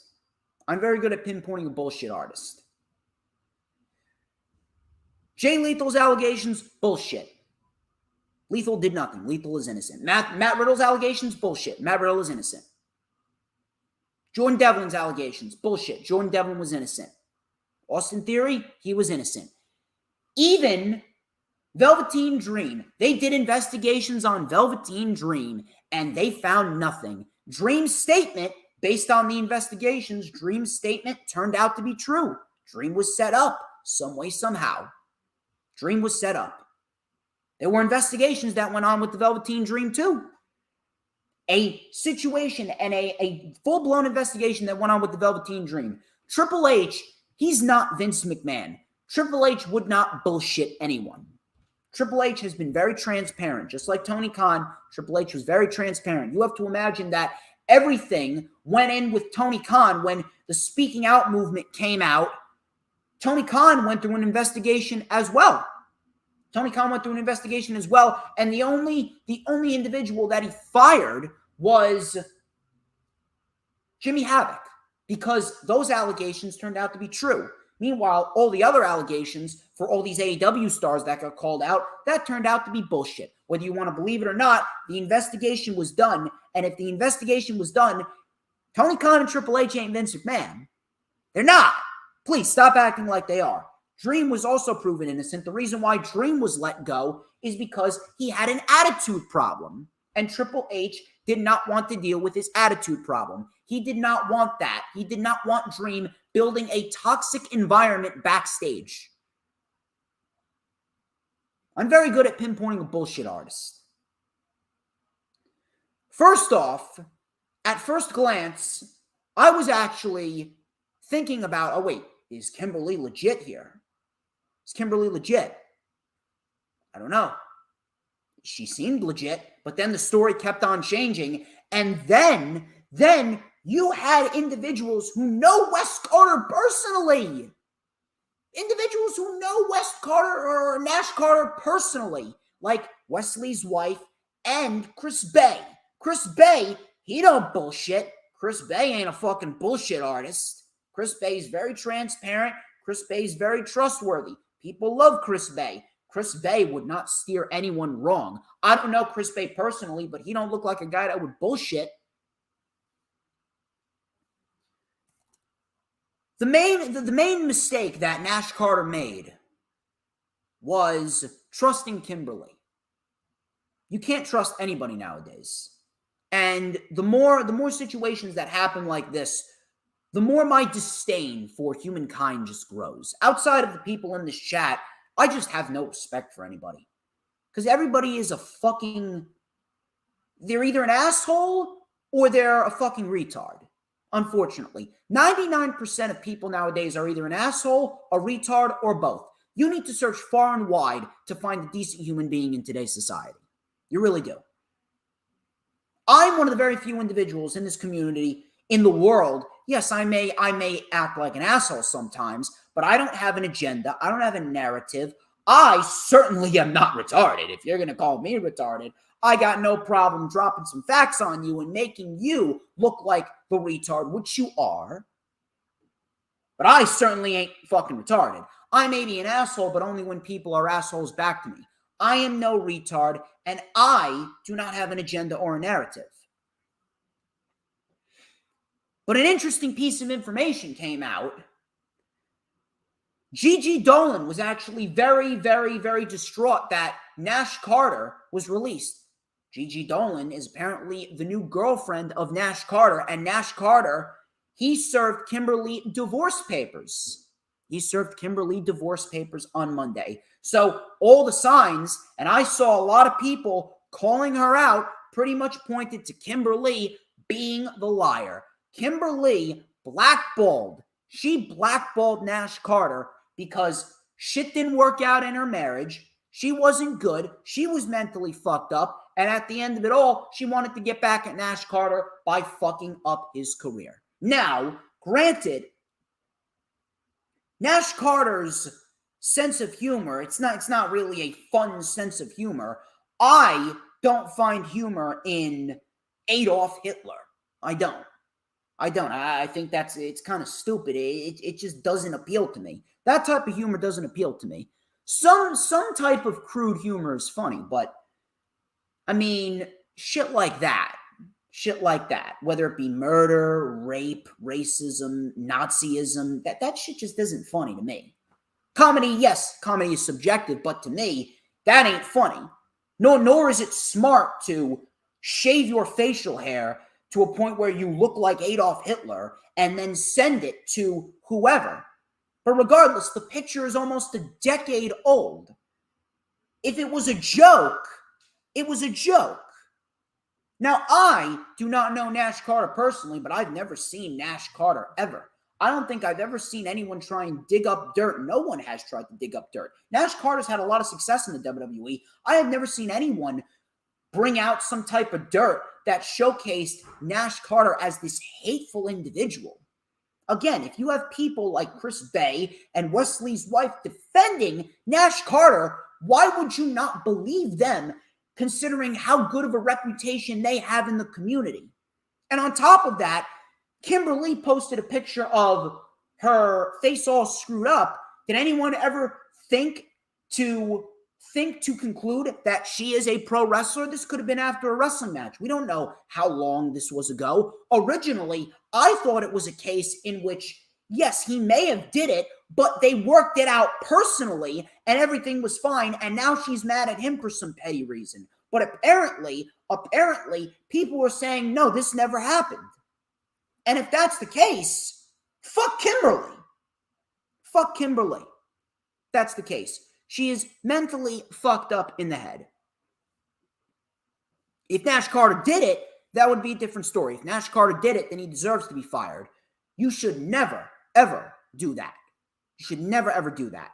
Me, let me tell you something. I get rageful. Don't get me wrong. I get rageful, but I never in my life, man or woman, I've never physically assaulted anybody. I've never physically assaulted anyone. My quote-unquote assault does not go past verbal. I do not go past verbal. I may call you a retard. I may call you an asshole. I may call you a waste to society, but I never put my hands on a single individual, man or woman. I was not brought up that way. I did not have friends that would pressure me into fighting anyone. I have never put my hands on anybody, man or woman. And I will never do that. If Nash Carter legitimately did that, then yes, he deserves to be fired. But at this rate, with all the evidence being gathered, especially with Kimberly blocking Wesley's wife and deleting her Twitter after all of that, all the evidence proves that Kimberly has deliberately done this because her marriage didn't work out. She's blaming everyone but herself, and now she's going to take it out on Nash Carter because she found out that Gigi Dolan is now dating Nash Carter, and now I'm about to get divorced. So you know what? I'm going to fucking ruin my ex-husband, my soon-to-be ex-husband's career, and that is fucked up. That is fucked up. I feel bad for Nash Carter. I really do. And I honestly believe WWE, they pulled an Enzo Amore. A lot of people have been saying it. WWE pulled an Enzo Amore with Nash Carter. WWE pulled an Enzo Amore with Nash Carter. I don't know what's going to happen, but the fact that he didn't even get the opportunity to explain to them what the deal was with the Adolf Hitler poster or the picture that was surfacing all over social media. Yeah, it was stupid of him to do, but it was almost a decade old. This cancel culture bullshit needs to stop. Social media should not be a place where people come out and speak about what's going on. If something happened to you that you feel you have been wronged, whether it be a physical abuse, mental abuse, emotional abuse, some type of shit that is inexcusable, if you feel if you've been wronged and you feel as though it's to a point where it's at its most severe level, you take it to the fucking police officer and you take it to fucking court. You do not take it to social media. I don't give a shit who you are. I don't give a shit about any bullshit speaking out movement. Some of the speaking out movement was actually bullshit because some people were just coming out trying to ruin other people's careers. And it actually was a spit in the face to the people that were actually talking about their legit mental and physical abuse history.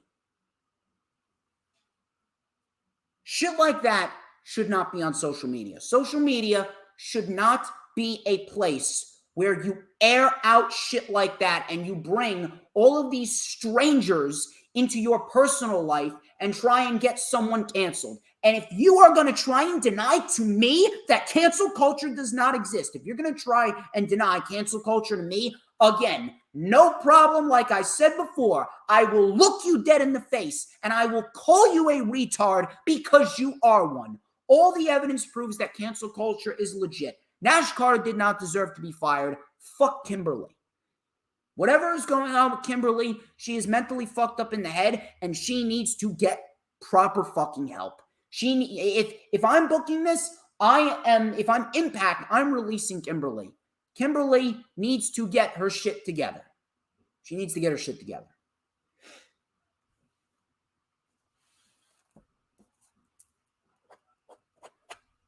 Those are your news, rumors, and reports. We spent an hour and a half, probably the most that I've ever spent on the news, rumors, and reports. We're going to go through the weekly show reviews. We got a lot of shit to talk about. I greatly appreciate every single one of you hanging with me. Thank you to Hula Grim. Thank you to Lisa, DJ Sums, DD. Thank you all for sticking by me. You guys are phenomenal. You guys are phenomenal. And we have a lot more to go over. So, we're going to talk about the Raw after WrestleMania, which was absolute shit, minus the opening segment. It was terrible. Monday Night Raw. You know what sucks? What sucks is the fact that AEW after a major pay-per-view, they come out of the gate hot. They come out of the gate hot with a lot of material that's going to get you excited about what is to come later on. And they start building towards the next big thing. Look at AEW. There's a big week next week for AEW. Look at the shit that we have going on next week for AEW. Adam Page and Adam Cole, Texas Deathmatch for the World Title Rampage. Battle of the Belts 2 is coming up. We're probably going to get Scorpio Sky, Sammy Guevara, and we got Thunder Rose and Nyla Rose on Battle of the Belts 2. On Dynamite, World Tag Team title match with Jurassic Express and the Red Dragon. Jurassic Express and Red Dragon. We got Minoru Suzuki and Samoa Joe, World Television Ring of Honor Championship title match. Jade Cargill is probably going to defend the title next week. We got Swerve Strickland and Keith Lee versus Team Taz. We got the Jericho Appreciation Society versus Kingston and Proud and Powerful. Look at that week. And we are over a month away from their next pay-per-view. WWE, after what was a fairly good WrestleMania, what do? Nothing. Outside of Cody, nothing.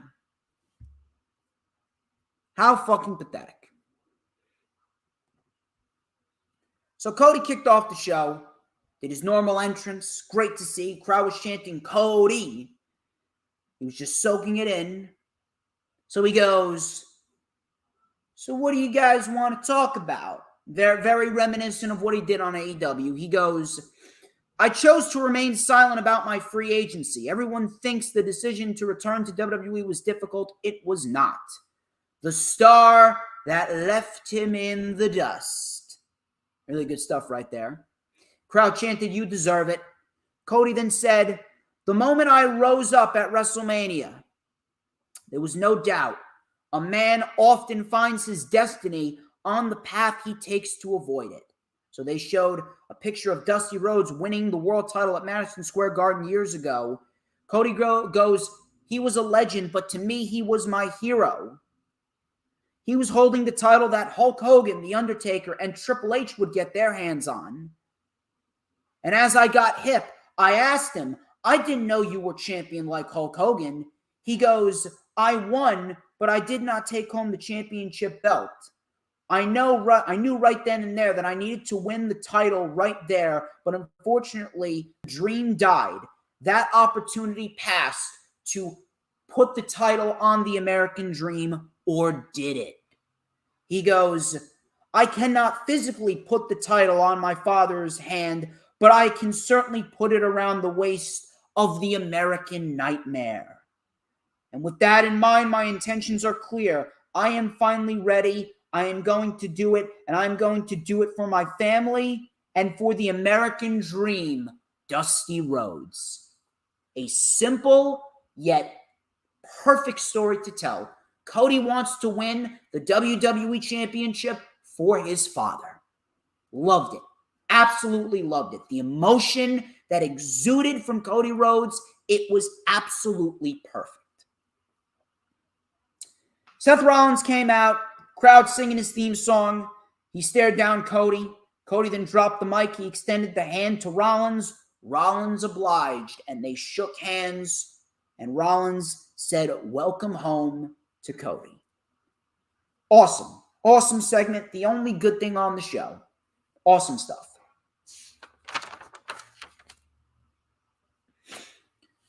Rhea Ripley and Liv Morgan, they took on Naomi and Sasha Banks in a championship contenders matches. Championship contenders matches need to fucking die. They need to die. This was a decent little match. Afterwards, after we had the victory, Sasha and Naomi with the Glam Slam Codebreaker combo, decent little match. Didn't really give a shit for it, but it was okay. And then afterwards, Ripley walked out on Liv Morgan, but then they get a rematch next week with the titles on the line, even though they lost. Yeah, good job. Good job. WWE logic right then and there for you. Fucking stupid. Get rid of the women's tag team titles. There's no women's tag team division. Get rid of them. So, Kevin Owens came out to address the crowd. He goes, I may have made a mistake. I unveiled my plan and I underestimated Steve a little bit. The Texas Rattlesnake is still great, but I am one of the greatest to ever step foot in this ring, and I tricked myself because I went into the ring with a very bad back injury. So this is Owens trying to make excuses for his WrestleMania loss against Austin. He goes, I knew the WWE Universe needed me, and I put myself at risk for all of you. That win should be scratched from the record books. All of a sudden, Elias, now going by the name Ezekiel, came down with the most generic theme music and the most generic Titantron I've ever seen. He came out looking like Macho Man Randy Savage without a beard. So he stepped into the ring. Owens goes, Elias, is that you? He goes, I am not Elias. I am Elias's younger brother. The name is Ezekiel. Elias, then he stood face to face with Owens. Owens goes, you're lying right now and I hate liars. Elias goes, oh, you hate liars? Then you must hate yourself. Face it, at WrestleMania, you got stunned. Owens then said, you got about 10 seconds to leave the ring or else. So we counted down all the way to number 1, and then he just left. I honestly don't know what to make of this. Kevin Owens deserves a lot better than feuding with fucking Ezekiel. Now, granted, I will say this. Ezekiel, Elias, he looks in great physical shape. He looks the part. He looks the part. Now I just want to know, can he wrestle and does he have a decent character? I don't know what type of character they're trying to portray Ezekiel as, but listen, if he's a decent wrestler, then that is a little bit more of a reason for me to care, but then what's his character? What are you going to do? I have no fucking idea. It just felt so fucking random. It was so fucking out of place and so random. I'm sitting there like, what the fuck am I watching? What the fuck did they do to Elias? They legitimately have no plans for Elias. They just plan on trotting him out there, and now he's feuding with Kevin Owens. What's going to happen when they 50-50 book Ezekiel in this feud with Kevin Owens? What's going to happen? It's just so stupid. He looks good, but can he wrestle? Has he gotten better in the ring? Last time I checked, Elias was terrible in the ring. If he got better in the ring, then you know what? Good on him. If he got better in the ring, great. If he's got a character, even better. But from first glance, this was not a good first impression at all. Very bland and very generic. He looks like generic create a character superstar number 26 on WWE 2K Creations. Dominic Mysterio versus The Miz. This legitimately lasted 30 seconds. 30 seconds, if that. The Miz won with a skull-crushing finale. What a fucking joke. Dominic Mysterio, let me tell you something. I don't know why the fuck we needed this match. I don't know why the fuck we needed a 30-second squash match with The Miz and Dominic Mysterio, especially considering The Miz and Logan Paul just beat the Mysterios at WrestleMania Saturday, yet we're still doing this? Fucking stupid. Dominic Mysterio, I don't know what his career holds in the future, but holy shit, Dominic Mysterio's career is fucking dead. His career on Raw is dead in the water. Him and his father should be focused on in the tag team division. So instead, they were facing off against Miz and Logan Paul, and now, afterwards, all of a sudden, Veer Mahan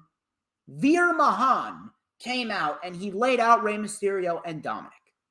Now, he looks great, but he got a very lukewarm reaction. I would have actually debuted him as a babyface. I don't see Veer Mahan going anywhere as a heel. I would debut him as a babyface and build him up to potentially fight a heel Austin Theory at next year's WrestleMania. If you book him correctly, Veer Mahan could be a really solid babyface in the mid-card. But Veer Mahan, he finally came.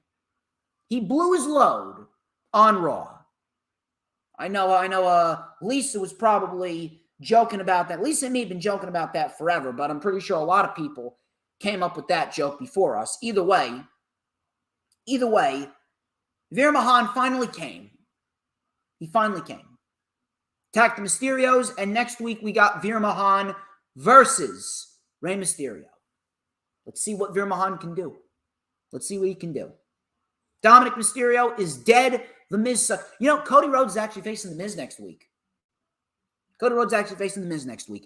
Let me tell you something. Normally I would complain, but listen, if Cody Rhodes brings The Miz to a decent match and Cody wins, and then Cody just continues to get wins on television going into his eventual match that should be with Roman Reigns at SummerSlam, then I'm not really going to get all bent out of shape over this. I'm not. So Veer Mahan, he finally came, and Dominic was buried. Dominic Mysterio buried. What a joke. Bianca Belair came out to celebrate her Raw Women's title victory. She thanked the crowd for supporting her. Crowd was happy.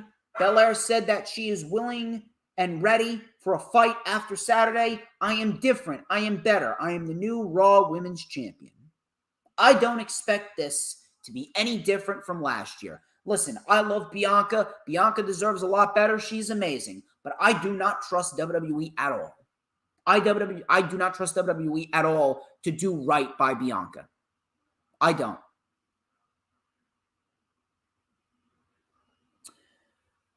So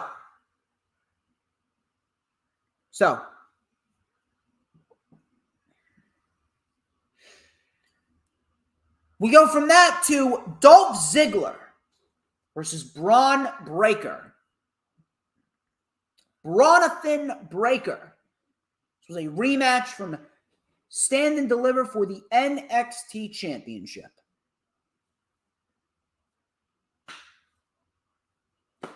Braun Breaker wins. Braun Breaker is a two-time NXT champion with Dolph Ziggler. You know, there were actually reports that Dolph Ziggler was said to have a long, extended NXT title reign. And Ringside News reported that Braun Breaker's title win on Raw was actually a last-minute decision. You don't fucking say. You don't say.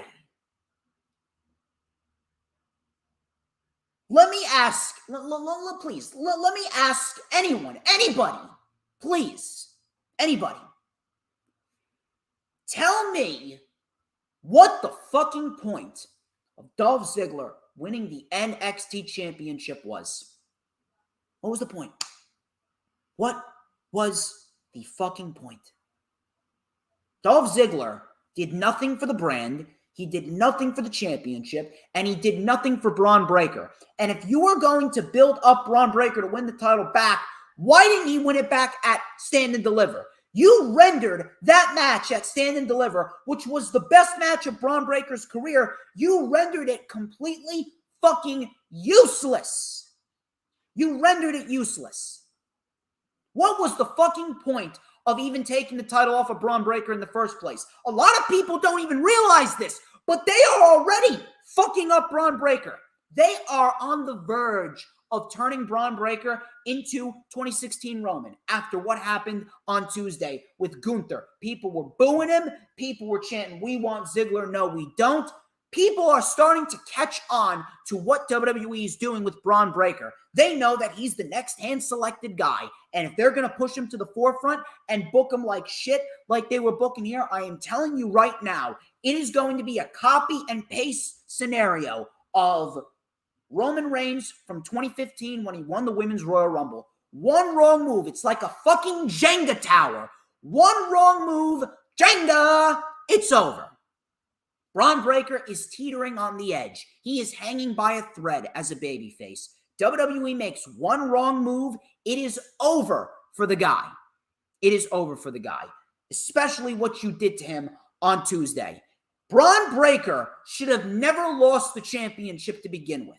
Braun Breaker losing the championship, A, fucked up his momentum. B, it made Ziggler and his title win seem pointless. He did nothing with the championship in that 1 month period. And number 3, what was the fucking point of doing it if you were just going to put the title right back on Braun Breaker? Why didn't we get Ziggler going into Stand and Deliver as the challenger and then Braun Breaker beating Ziggler while he was still the champion? Then Braun Breaker could have continued on with his championship reign into the summer. Braun Breaker shouldn't have even been in the conversation to get called up. He was not ready. He shouldn't have even been in the conversation to get called up. He was not ready, and it was not the proper time. You single-handedly fucked up Braun Breaker's entire aura and his momentum by doing what you did. And now, one wrong move and Braun Breaker's career as a babyface is fucked. Stupid fucking booking. Braun Breaker should have never lost the title to Ziggler. Ziggler means absolutely nothing, and that win on NXT Roadblock a month ago is rendered useless, just like I knew it would be. Stupid fucking booking. There was absolutely no reason why Braun Breaker should have lost the title just to win it right back from Ziggler. He should still be the champion in his first reign to this day, being built up until SummerSlam weekend to drop the title to a Carmelo Hayes or someone along those lines. Now, that being said, Breaker winning the NXT title back was probably the best route that they could have gone because Breaker is not ready. He's not. I don't give a shit how much you're a fan of him. I don't give a shit if you are a supporter of Braun Breaker, if you know him personally, if Braun Breaker supports one of your deluded woke agendas like Black Lives Matter. I don't give a shit what he does. Breaker is not ready. He's not ready for the main roster. He's still stiff at times. His timing is off here and there, not completely, but he's still got a lot of kinks to work out.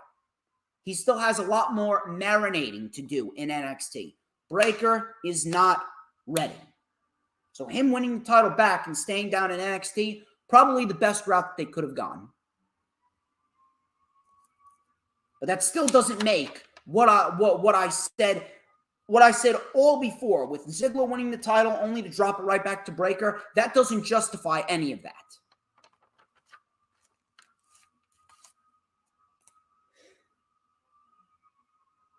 MVP. Another thing that just pissed me the fuck off. MVP came out. He hyped up Bobby Lashley, who beat Omos, and Omos is done. Omos should be handed the pink slip, hands down. Lashley then relished in his victory, and he talked about beating Omos at WrestleMania. Omos then came out, and he said that he wanted a rematch. All of a sudden, MVP ambushed Bobby Lashley, and him and Omos ended up standing tall. Him and Omos ended up walking out under their own power after they destroyed Bobby Lashley.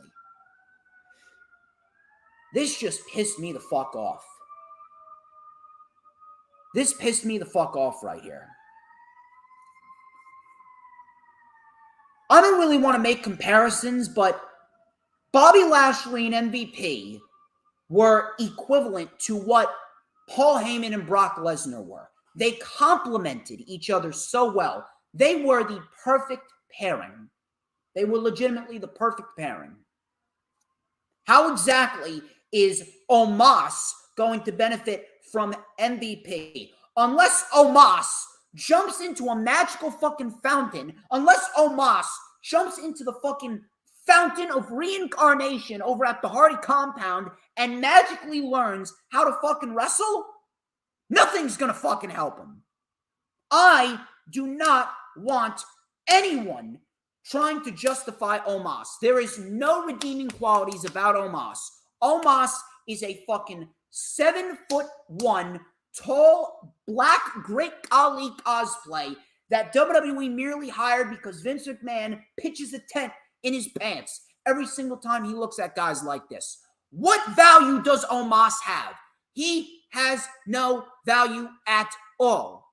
And Omos should honestly be cut. I do not support budget cuts. I don't want anyone to lose their job, but Omos absolutely has no value in this business at all. No value as a manager, no value as a competitor. Omos needs to be let go immediately. I don't support budget cuts, but I make an exception for Omos.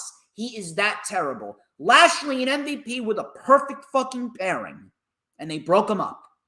Now what is Bobby Lashley going to do? You couldn't have had Bobby Lashley be a babyface with MVP? Why?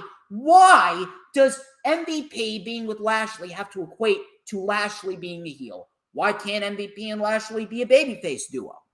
Why does Omos have to have a spot on television over Mustafa Ali?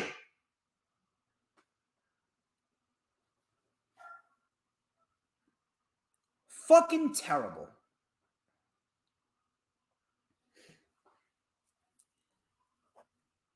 Zelina Vega and Carmella came out for a match with Shayna Baszler and Natalya. The match never took place. The match never took place. Zelina Vega then trashed Carmella being obsessed with Corey. She trashed Carmella for losing the titles. Mella then said, "You could be the flower girl at my wedding." And we get a big brawl. She left. And then all of a sudden, Corey Graves and Carmella made out. Corey Graves and Carmella, they made out on live television. They made out on live television. Pass me the bleach so I can pour it into my eyes. I do not want to see Temptation Island on my wrestling show. And people say Sammy Guevara and Ty Conti's bad. They're bad, but not this bad.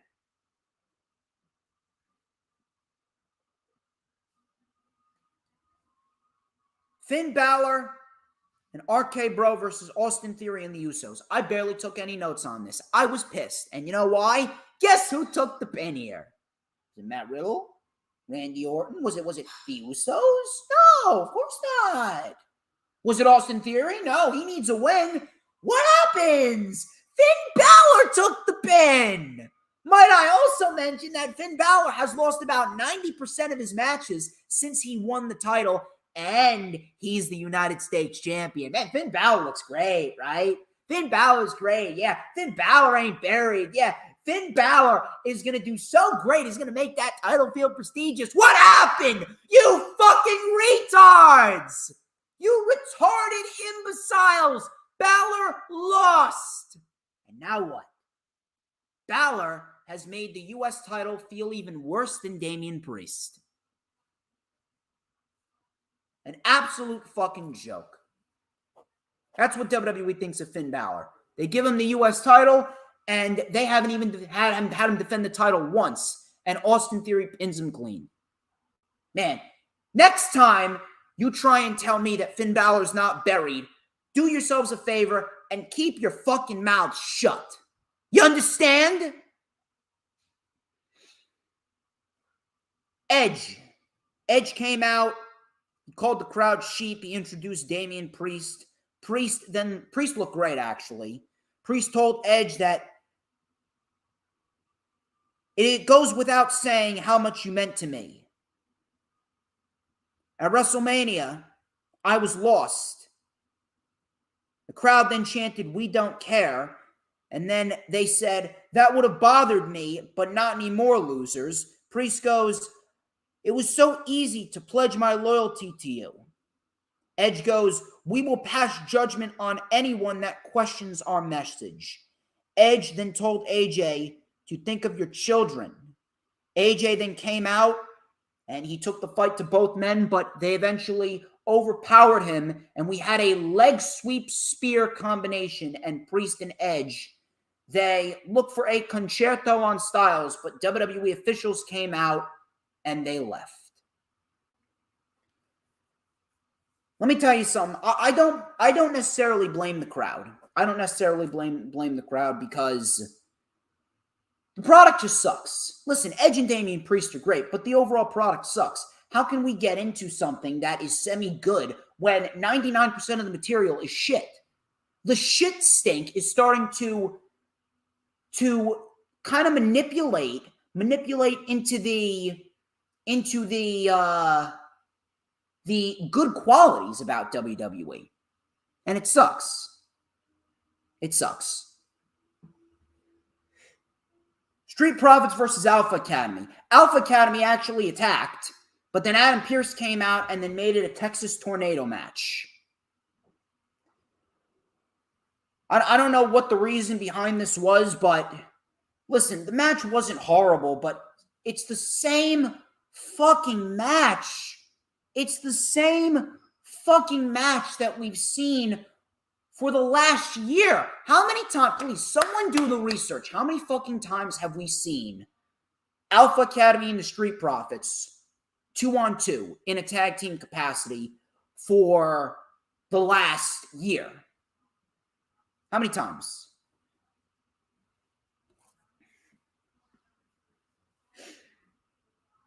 AJ Styles. AJ Styles versus Damian Priest. That's booked for next week, as well as Sasha Banks and Naomi versus Rhea Ripley and Liv Morgan.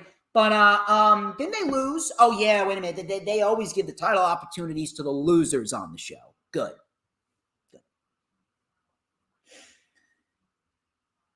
Roman Reigns came out to address his win at WrestleMania. Very stereotypical Roman Reigns promo. I don't even want to go over what he said. It's the same shit. So he promised to deliver a message on SmackDown, which he did, and we'll go over that. But very stereotypical Roman Reigns promo. I don't really care. Roman Reigns, let me tell you something. Roman's great, but WWE has just overexposed Roman Reigns. They've overexposed him, and they've just run the well dry. They really have.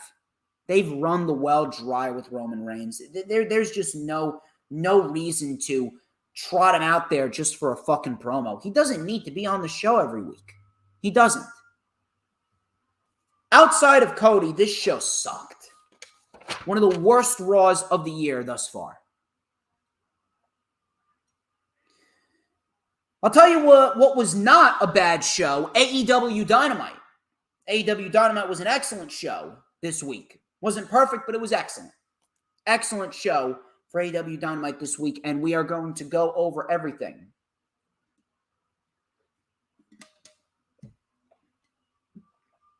I appreciate every single one of you. Thank you, Dee Dee. Thank you, Lisa. Thank you, Danielle Wolf. Thank you, Earl Cole, who joined a few minutes ago. Thank you to DJ Sums. We have a couple more things to dissect and go over.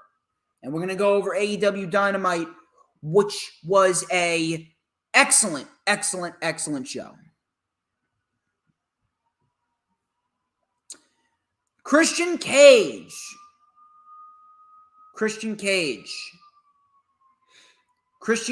He fought Adam Cole, baby. This was a match that I was looking forward to for many months. I actually thought that this was going to be the match at Full Gear. We did not get this match at Full Gear. But I'll tell you what, it was definitely worth the wait.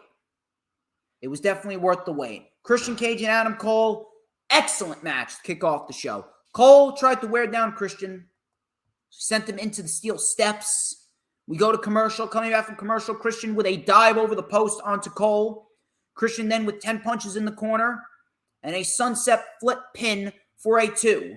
We had a tornado DDT for 2, a backstabber out of the corner by Cole for 2, and a reverse DDT by Christian. He missed the diving headbutt. Cole hit a super kick and a Shining Wizard Christian kick out. And I love that Excalibur acknowledged that Cole did not lower the knee pad. He did not lower the knee pad. So Christian then with a Hurricane Rana off the top for a 2. Christian then caught Cole with a spear for a 2. An eye poke by Cole, and then the boom by Adam Cole. And Cole wins an excellent match. Jurassic Express and Red Dragon then came out and they brawled before Adam Page came out. Cole then took the mic. He started trash talking Adam Page, but Adam Page took it. He's like, the fuck you doing? No, I'm fucking talking now. Love the way that Adam Page just took the microphone. He's intense. He's focused. I love it.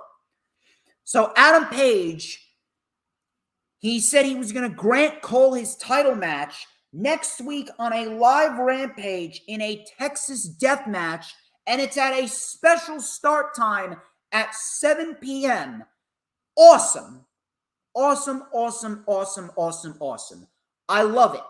And I know a lot of people are complaining. Oh, why is it on Rampage? Or why is it on Rampage? Yada, yada, yada. Listen, I understand that it being a live show is always better than it being a tape show. Most weeks it's taped. I get that tape shows aren't as good as live shows, but you need to understand something here. You can't just give all these big matches to the specials. You can't just give the big matches to a Dynamite or a special event pay-per-view and then just leave Rampage in scraps. You got to give Rampage a little piece of the pie too. This is great, and I'll tell you why it's great. A, it makes Rampage feel more important than it is. It makes Rampage feel more important because we have Cole and Page competing on the show. It's big.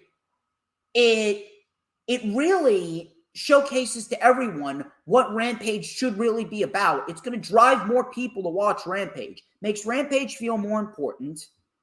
It then gives the opportunity for other individuals to be put on a battle of the belts, maybe like a Sammy and a Scorpio Sky, maybe a Jade Cargill. It gets them the opportunity to get put on battle of the belts. And 3, this is a history-making moment because this is the first time ever that the AEW World title has been defended on Rampage. And it's Adam Cole and Adam Page that are the individuals that are fighting for the world title on the show. That right there is a history-making moment, and it makes those two individuals' careers feel more important. What was the first ever world title match in Rampage history? Adam Page versus Adam Cole. That right there is a great thing. So I don't understand the complaints. Rampage, it's not as good as Dynamite, but not everything is going to be as good as Dynamite. You can't just give Dynamite everything and leave nothing for Rampage. And it's live next Friday at 7 p.m., which is great. And I really do hope, cross our fingers, that down the line, we will get Rampage at a 7 to 8 p.m. time slot. I really do hope so. I really do hope so. I can't wait for the match next week. It's going to be great. If it's a great match, I don't understand why anyone's going to complain that it's on Rampage.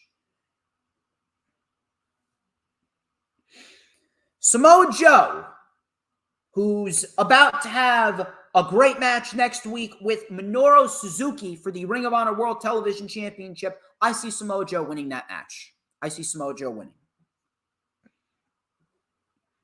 Samoa Joe took on Max Caster in an Owen Hart Cup tournament qualifying match.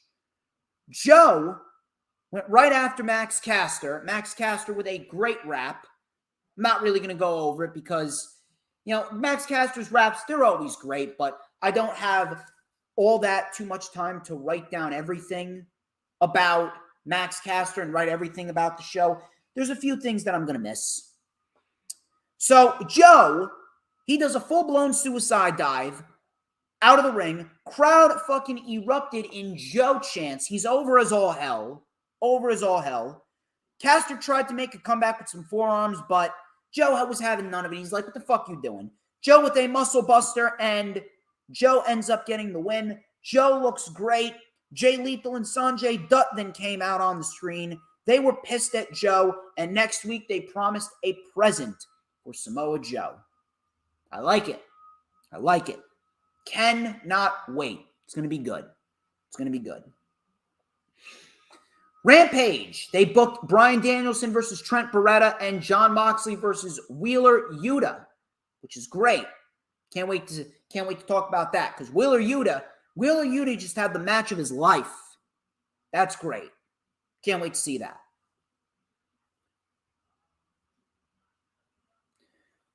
Captain Shawn Dean versus Shawn Spears. Crowd obviously chanting Wardlow in Goldberg-esque fashion. So Shawn Spears was just toying with Shawn Dean. Security then laid out. Security was laid out. They panned to the back. Security was laid out. All of a sudden, Shawn Spears was looking around, and Wardlow was in the back throwing around security.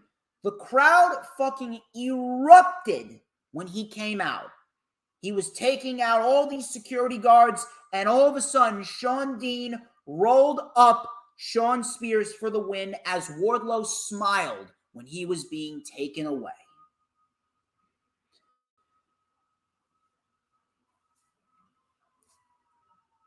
It almost feels like they're booking Wardlow equivalent to Stone Cold Steve Austin. Wardlow is Stone Cold, and MJF obviously is Mr. McMahon. You know what this reminds me of? This is honestly reminding me of when Stone Cold Steve Austin drove a Zamboni into the ring and got his hands on Vince McMahon, dove off the Zamboni onto Vince McMahon. That is what this is reminding me of, and it's great. It's a great story to tell. It's so simple. Yes, it's been done before, but it's a great story to tell because this is getting Wardlow more and more over every single passing week. And when Wardlow gets his hands on MJF, it is going to be a humongous pop. This is great. This is great. I love what they're doing with Wardlow. It's a great thing to see. Wardlow is one of the most over acts on television, and I fucking love how AEW is handling Wardlow. It's a great thing to see. Wardlow Steve Austin, Stone Cold Wardlow Austin, coming out and just beating the security guards. When Wardlow shows up next week, crowd is going to get fucking hyped, and they are going to want to see Wardlow get his hands on MJF. It's a great thing to see. Eddie Kingston and Proud and Powerful, they came out. Eddie Kingston, he had the mic, came down to the ring, and he promised to attack all of the members of the JAS. Santana then said they are the Jericho Bitch Society. Ortiz then dared Jericho to show up next week for a good old-fashioned six-man tag. And Eddie promised to beat them Junkyard Dog and Butch Reed style. Awesome. So we got the six-man tag next week on Dynamite. The Hardys. Matt and Jeff Hardy versus the Butcher and the Blade. Tables match. I was looking forward to this match, and it did not deliver. Something was obviously off. First of all, they did not specify that this match was an elimination match. They did not specify that this match was an elimination match. They did not specify that, and that just made it all the more confusing. And on top of that, if it was an elimination match, we did not even get the individuals that were already eliminated going to the back after they were already eliminated. And I understand it was no DQ, but if you're eliminated, you go to the back. That's how it works. They didn't do that. Jeff Hardy, who was already eliminated, he ended up eliminating the Blade after he was already eliminated with a swanton off the ladder. Very confusing, number one. Number two, it was very, very clunky. It almost seemed as if Tony Khan, most of the time he has a plan. Tony Khan has a plan, a long-term plan for everything. But I'm taking a look at this, right? I'm taking a look at this, and it seemed like Tony Khan didn't even decide to book this in the correct manner. It didn't even seem like he had a plan. He just threw these guys out there, and they're like, okay, here you go. Do what you need to do. In a match like that, if it's going to be elimination and there's going to be a lot of high spots, you need to fucking plan it out spot by spot so everything flows nicely. This match was very clunky. It was a clusterfuck. The rules were very confusing. I don't know what happened. Now, I'm not saying, oh my God, this is the death of AEW or the Hardys nostalgia. Oh, it's no more. No, I'm not saying that. One bad match does not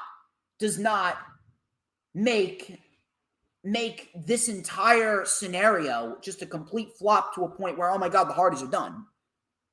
No. We had one bad match. They'll be fine. They'll bounce back.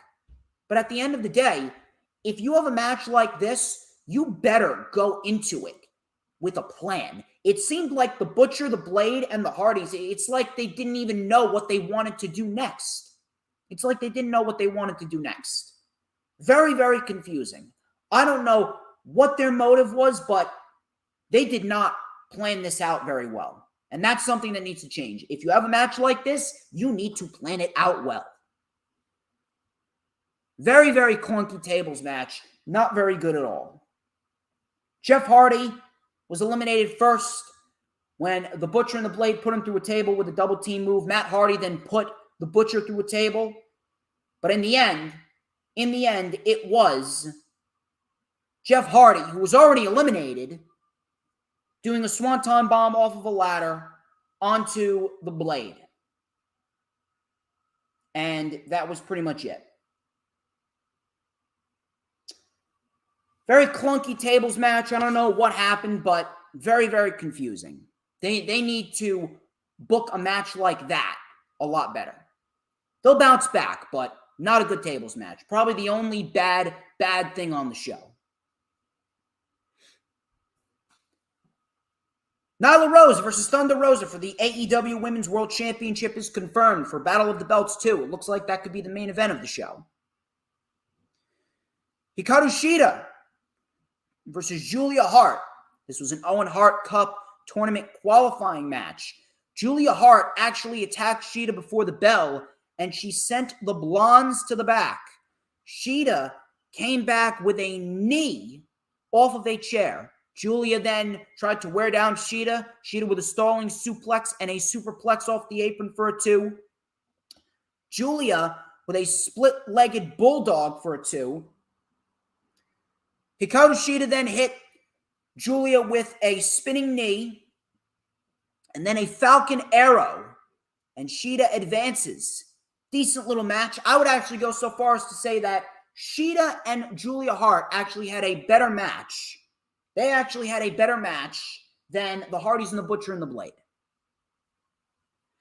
Afterwards, Deeb then came out from behind with a chair, and her and Shida had a face-off. Deeb just left.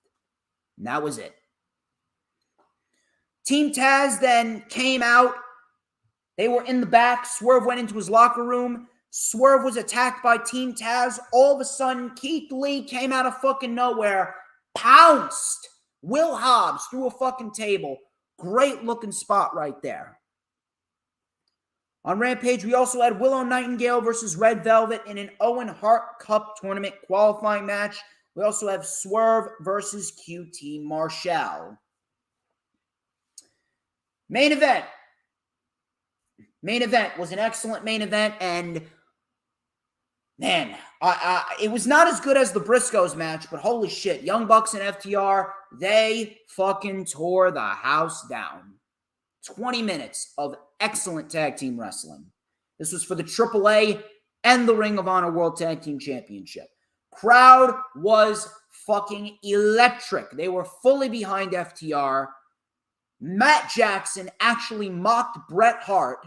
Typical asshole move by Matt Jackson. So coming back from commercial, Cash with a DDT. He tagged in Dax. He lit up Nick and Matt. He then suplexed Nick onto Matt Jackson. Back and forth pin attempts. We had a pile driver by Dax. Matt Jackson then kicked out. FTR with a superplex. They went for the superplex splash combo, but Nick Jackson with a super Frankensteiner off the top to Cash. Everyone was down. Nick then got brainbustered on the floor. Cash with a gory bomb for a 2. We had a low blow behind the referee's back, and the Bucks hit the big rig. Cash kicked out. More bang for your buck. Connected. The 450 moonsault combo. Cash kicked out again. All of a sudden, we had Nick. He brought in a title belt. He hit Cash with it behind the referee's back, and Dax saved it. We had a double super kick to Dax and the BTE trigger, but Cash got his foot on the ropes.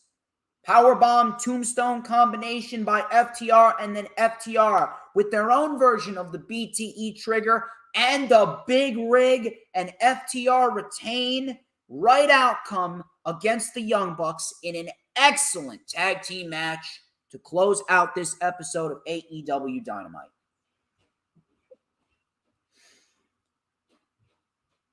The Young Bucks, I don't give a shit whether you love them or you hate them. The Young Bucks are the best tag team in the world. They're better than the Usos, better than the Lucha Bros, better than Jurassic Express, better than Imperium, better than Mustache Mountain, better than the Gorillas of Destiny, better than everyone.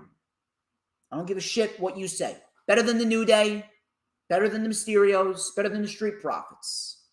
I don't give a shit. Better than the Creed Brothers. It's time that people start acknowledging that fact.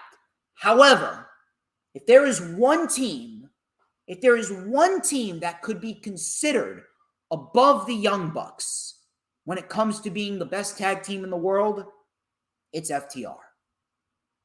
I am absolutely loving this babyface run with FTR, and the best part about it is they're not changing who they are. They're just going in there and having great fucking tag team matches. Really. This is the best FTR that we've seen since when they first came into AEW and they fought against the Young Bucks and Kenny Omega and Hangman Adam Page, and they won the AEW World Tag Team titles. That right there is great. Excellent episode of Dynamite outside of the tables match. And next week looks like a great show as well. We got the 6-man tag with the Jericho Appreciation Society, Kingston, and Proud and Powerful. We got Jurassic Express Red Dragon, AEW World Tag Team titles. We got Swerve and Keith Lee versus Team Taz. We got another Owen Hart Cup tournament qualifying match as well, I believe. We have that as well. We also got Samoa Joe versus Minoru Suzuki in a Ring of Honor World Television Championship match. It's going to be great.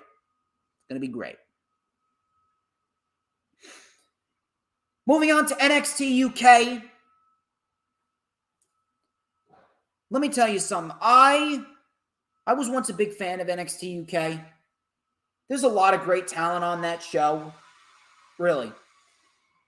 But the fact that they're stuck in the BT Sports studio and the fact that they released a lot of people and they had a lot of people move over from NXT UK to NXT Local or the main roster. NXT UK was purged, and they have not found any replacements for the stars that they lost. NXT UK does not feel important at all. They don't. I'm actually pretty disappointed in that. NXT UK does not feel important at all. I actually am a little disappointed, and I am actually contemplating. I don't even want to cover NXT UK anymore. NXT UK has fallen in the same boat as NXT. It sucks because there's a lot of great talent on that show. But this was a one-match show. Outside of Roderick Strong and Ilya Dragunov, the show was just a shrug of the shoulders show. Wild Boar took on Primate to begin the show. This was very quick. Eddie Dennis knocked out Boar with a chain behind the referee's back, and Primate got the win. Very quick. I don't care. I don't give a shit. Get the Hunt back together. Give me Boar and Primate back together in a tag team. And that right there is a hell of a lot better than whatever they got going on with Symbiosis. Make Eddie Dennis and T-Bone the tag team. Afterwards, Dennis whipped Boar with the chain before Mark Andrews came out to save Wild Boar. So Mark Andrews is back. Let's get Flash Morgan Webster in there. And then we can have Subculture back, because the tag team division over there, very, very weak. Charlie Dempsey took on Wolfgang. Again, I didn't give a shit. There's just no reason to care. And I love Di Familia and Gallus. Now they're planning on breaking up Gallus, which I don't understand why. Gallus is a great trio. Charlie Dempsey beat Wolfgang with a butterfly suplex. I don't care. I really don't care. Next week, we got Gallus versus Jack Stars and Dave Mastiff, and we also got A-Kid versus Tio Man. Should be a decent episode next week. Next week's episode actually looks better. Mustache Mountain versus Carter and Smith. That is a 2 out of 3 falls match for the NXT UK Tag Team titles that's taking place in 2 weeks. That's going to be great. That I can't wait to watch. Main event was Ilya Dragunov versus Roderick Strong. This was for the NXT UK Championship. Let me tell you something. This was a physical match. Love the physical intensity, but holy shit. I just can't get behind it if it's in a fucking BT Sports studio being watched by no more than 100 fucking people. NXT UK needs to get out of the fucking BT Sports studio. I don't know what the fuck's going on over there, but the fact that they have this COVID restriction law, I swear to God, it is so fucking terrible. It really is. Really is terrible. But the match itself was very physical. Exactly what I wanted to see. Dragunov went headfirst into the post. Strong took over. Dragunov then fought back with some stiff chops. Strong with a backbreaker for a 2. Dragunov then with a torpedo Moscow to Roderick Strong's leg. And then a stretch muffler. Locked it in. It looked brutal. Dragunov's arm then gave way. Dragunov then with some stiff forearms to the back of the neck. Dragunov then with a German suplex barrage. A teardrop suplex connects. Strong then rolled out of the ring. Strong then took Dragunov and dropped him back first on the steps. Cover in the ring for a 2. Strong then with a backbreaker on the top turnbuckle. Another cover. That got a 2 count. Strong was hobbling. He delivered some stiff forearm strikes. We had an Enziguri combo by Dragunov. A jumping knee by Strong. Dragunov came back with a torpedo Moscow. And Ilya Dragunov gets the win in a very physical match with the hard-hitting Roderick Strong.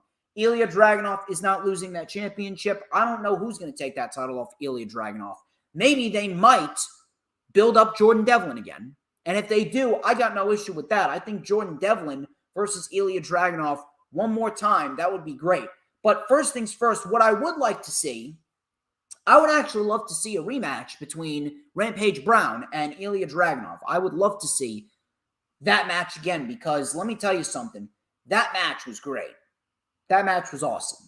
And I definitely believe that those two could really, really bring out the best in each other. So I would definitely bring out Ilya Dragunov versus Rampage Brown one more time before we inevitably get to Ilya Dragunov versus Jordan Devlin, and we get that title on Jordan Devlin.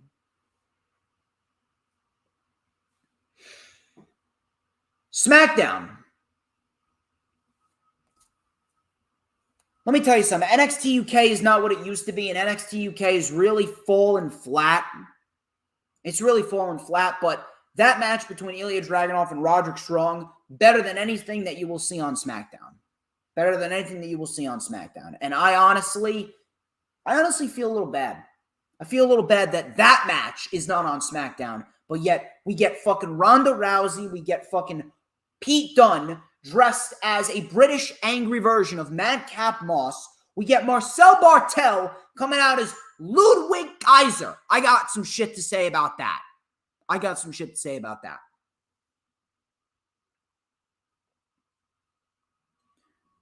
So first things first, Ronda Rousey was interviewed. She was interviewed by Kayla Braxton. They replayed what happened at WrestleMania Saturday. She said, to be the best, you need to beat everyone twice, even on your worst day. I beat Charlotte, but not when it counted. Kayla then asked, what's Ronda Rousey's next step? Ronda goes, I want a rematch. With no excuses. At WrestleMania Backlash, I challenged Charlotte Flair to an I Quit match. Charlotte then came up on the big screen and she laughed. And she said she doesn't quit. She called the baddest woman on the planet catchphrase nothing more than a myth. And she denied Ronda's challenge. And then she told her to get in the back of the line, bitch. Ronda then said, it will happen, and I will turn your elbow backwards. Boring. Boring. Boring right down to the very last letter. Boring. I enjoyed Gunther's squash match against Joe Alonzo more so than I've been enjoying Ronda Rousey and Charlotte Flair. Boring. We get the match. There's no way Ronda Rousey's losing. No way Ronda Rousey's losing, right? Right? How can Ronda Rousey lose? An I Quit match. That's got to be it. Ronda Rousey's going to win. I don't give a shit what happens with Charlotte Flair, but it's got to be it, right? It's got to be it. Ronda Rousey's going to have to win. How are you going to have Ronda say I quit? I got Ronda Rousey beating Charlotte Flair at WrestleMania Backlash in that I Quit match. Hands down. Xavier Woods. He took on Pete Dunne, which, by the way, it's bad enough that Pete Dunne is coming out there wearing British slacks and suspenders. It's bad enough Pete Dunne is coming out there wrestling in British slacks and suspenders. Now he's wrestling in them after he's been wearing them for weeks. He wears them to the ring. He wears them as his common street clothes whenever he comes out with Ridge Holland and Sheamus. Now he's fucking wrestling in them? Seriously? Now he's got to wrestle in them? He can't just wear them? You can't give him normal fucking ring gear? Why is it that Sheamus and Ridge Holland, why do they have normal ring gear, but Pete Dunne needs to wrestle in British slacks and fucking suspenders? And they named him Butch. What a fucking joke. Oh, and get this. Xavier Woods, did he put over Pete Dunne? Of course not. Xavier Woods beats Pete Dunne with a fucking roll-up. And then Pete Dunne threw a fucking temper tantrum and he sat on the top turnbuckle as if he was a petulant child getting put in a timeout. What a fucking joke. Pete Dunne will be released within a few months. You know where Pete Dunne is going to be this time next year? He's going to be on Ring of Honor fighting Samoa Joe for the Ring of Honor World Heavyweight Championship. And he's going to be the Ring of Honor World Heavyweight Championship down there at Ring of Honor. That's where he's going to be. What a joke. Seriously, what a fucking joke.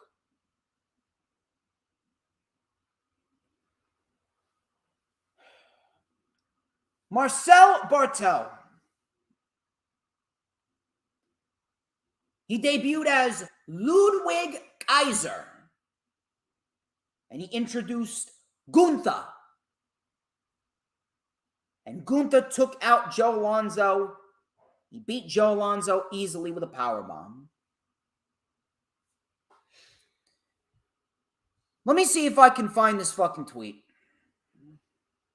Hold on a minute.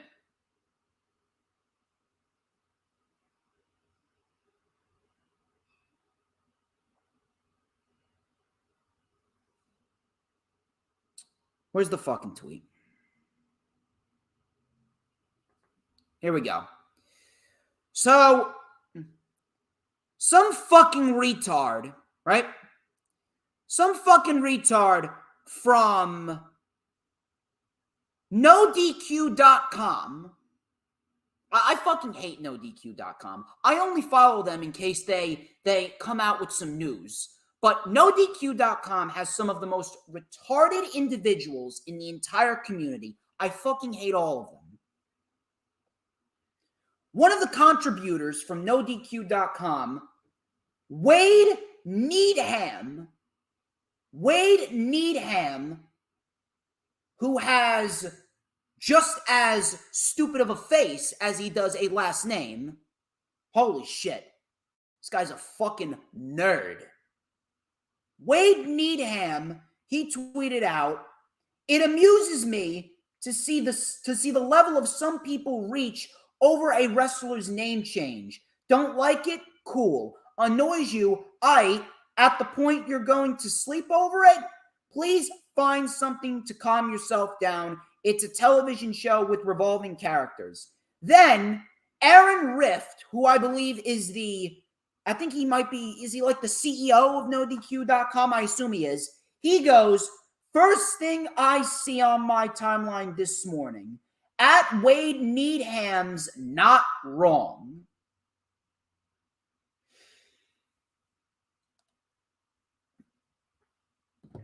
A reach. Really? So let me ask you a question. Do you have any fucking passion for pro wrestling, right? Do you care about the individuals' careers? Do you care about said talent and their careers? Because by that logic, don't sound like you fucking care to me. A reach. What's the fucking reach? There is no fucking reach. Every single individual complaining about the name changes, Raquel Rodriguez, Ludwig Kaiser, Gunther, fucking whatever fucking other name changes that they're going to come up with. I know for a fact they're going to. Butch. All these fucking name changes. You honestly believe that there is a reach? Really? So let me ask you a question. Out of all of these individuals, right? Out of all of these individuals that have had these name changes, all of these individuals that have had these name changes or character changes, some sort of change, how many of them have gone on to have long, illustrious careers? How many of them? The answer is 0. 0. No individual that has had a major name change has gone on to have a successful, lucrative career in the WWE. Every single one of them are either stuck in undercard purgatory, they're stuck in catering, or they were fucking fired, and now they're on the independent scene, killing it there, or they're signed to Ring of Honor or AEW. That's where they are. A reach? Are you fucking out of your mind? Ludwig Kaiser. How is anyone going to get over with the name Ludwig Kaiser? And do not fucking, I swear to fucking God, do not dare give me this bullshit. Do not dare give me this bullshit of, well, you know that it's got to be copyright issues because not every single name is copyrighted by WWE, so they can't really use it. Fuck out of here with that shit. You know what I say to that? Suck my fat Italian sausage. That's what I gotta say to that. WWE had Walter copyrighted and trademarked for how many years? Since he fucking debuted with the fucking company since 2019. Yet they changed his name to Gunther. What about Marcel Bartel? Am I to believe that after how many years with the WWE in NXT, Marcel Bartel, am I to believe that Marcel Bartel hasn't been trademarked in the 3 4 or 5 years that he's been with the WWE? Am I to believe that Pete Dunne has not been trademarked in the last 5 years that he's been with the WWE? Am I to fucking believe that WWE could not have just fucking used Keith Lee? They needed to change it to Keith Bearcat Lee, right? Am I to believe that they needed to change it to Keith Bearcat Lee? Am I to believe that WWE did not copyright Raquel Gonzalez? Now, granted, Raquel Rodriguez is not as bad, but still, it's an unnecessary name change. Am I to fucking believe that WWE did not have those names trademarked? If you are going to come at me with these fucking excuses that, oh, well, you know, WWE, it has to be a trademark issue. It has to be a trademark issue because that way the superstars could use their names after they're done with the WWE, so they need to come up with new names on the main roster. Go fuck yourself. Go fuck yourselves. Seriously. You want to know why these names are being changed? What do all of these people have in common? Keith Lee, Raquel Gonzalez, Walter, Pete Dunne, Marcel Bartel, LA Knight, you know, is next. Io Shirai, you know, is next. Adam Cole, he was booked and he was in the plans to have his head shaved, to get his name changed, to take away the Adam Cole Bay, and he was going to be a fucking manager for Keith Lee, who ended up getting fired anyway. And you're fucking telling me that these individuals are going to go out to have long, illustrious careers?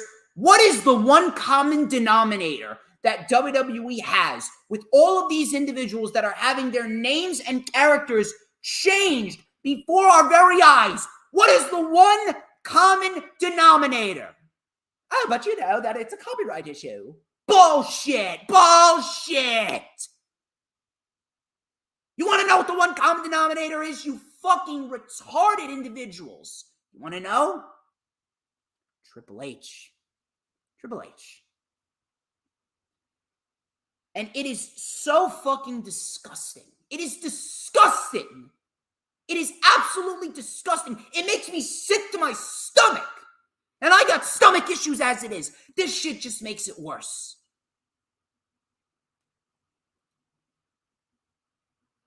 Even after WWE stripped Triple H of everything, they took away everything from Triple H, legitimately everything.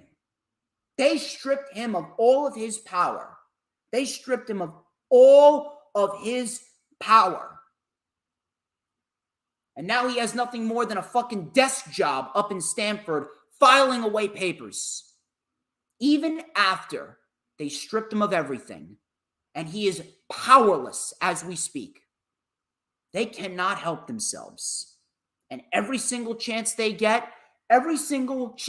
they get to take someone who is a Triple H prospect, a Triple H project, a Triple H guy, a Triple H gal, someone that Triple H personally recruited, and someone that Triple H made into a fucking star. They take him or they take her. They change something about them. Happened with Dominic Dijakovic too. Happened with Dio Madden. Happened with Mia Yim. Happened with fucking Shane Thorne. Happened with everyone. They changed something about them. And most recently, they're changing the names. And you know why? They're doing it intentionally. As a fuck you to Triple H. Every single chance they get, they just cannot let their fucking pettiness go. Every chance that they get, a fuck you to Triple H. Gunther, a fuck you to Triple H. Raquel Rodriguez, a fuck you to Triple H. They are legitimately hitting the reset button in the worst possible way possible. Ludwig Kaiser, a fuck you to Triple H. Where's Fabian Eichner? You made Marcel Bartel a fucking manager for Gunther, essentially doing the same thing that you did with Bobby Lashley when the Hurt Business broke up. Hurt Business should have never broken up. And you're breaking up factions and tag teams to use one of the individuals or none of the individuals at that. Every single chance that WWE has gotten, it is a fuck you to Triple H. They are legitimately trying to ruin every single one of Triple H's projects to a point where their careers are ruined and they're stuck in catering for the rest of their careers, or they're either fired or they quit. And they will not stop. They will not stop until every single one of Triple H's projects have been completely eradicated. Completely eradicated, done away with, and they are never to be seen ever again. They are legitimately trying to erase everything Triple H related to a point where it's almost like if you even mention NXT Black and Gold, they will damn you. They will put you on a fucking noose. That's pretty much what it is. Oh, Triple H bad. You don't defy me. You do not defy the almighty Vince McMahon. I am God. How dare you upstage me? That is the fucked up mentality of this 75-year-old piece of shit from Stamford, Connecticut, known as Vince McMahon. An absolute spit in the face to everything Triple H related. Fuck Wade Needman, fuck Aaron Riff, fuck NoDQ.com, and fuck WWE and their entire management team for what they are doing to Triple H and his projects. Even after Triple H has been removed from all of his power, they cannot help but remain as petty as they've ever been, and they continue to destroy every single one of Triple H's projects. Now, Ludwig Kaiser, Marcel Bartel's nothing more than a fucking manager for Walter Gunther. Where's Fabian Eichner? Would not surprise me if they release fucking Fabian Eichner. Let go of the dead weight? What dead weight was there with Keith Lee? You're telling me that there's value in Omos, but there's no value in Keith Lee. You're telling me that there's value in Tamina Snuka, but there's no value in Adam Cole, Bryan Danielson, Dominic Dijakovic, because he's ultimately next. So is Shotzi. What a fucking joke. Why is it that Cody came back? Cody Rhodes came back, and you changed nothing. You changed nothing about Cody Rhodes, and you were universally praised. You were universally praised. This company is never universally praised. The entire IWC was praising WWE up and down when Cody Rhodes came out, and he was the exact same thing that we saw in AEW just 3 short months ago. But why do you need to change Gunther or Walter? Why do you need to change him? Why do you need to change Pete Dunne? Why do you need to change Marcel Bartel? Why did you need to change Keith Lee? Why did you even have a thought of changing Adam Cole? You took Cody and you took him, put him on WWE television, and he was the exact same thing as we saw on AEW.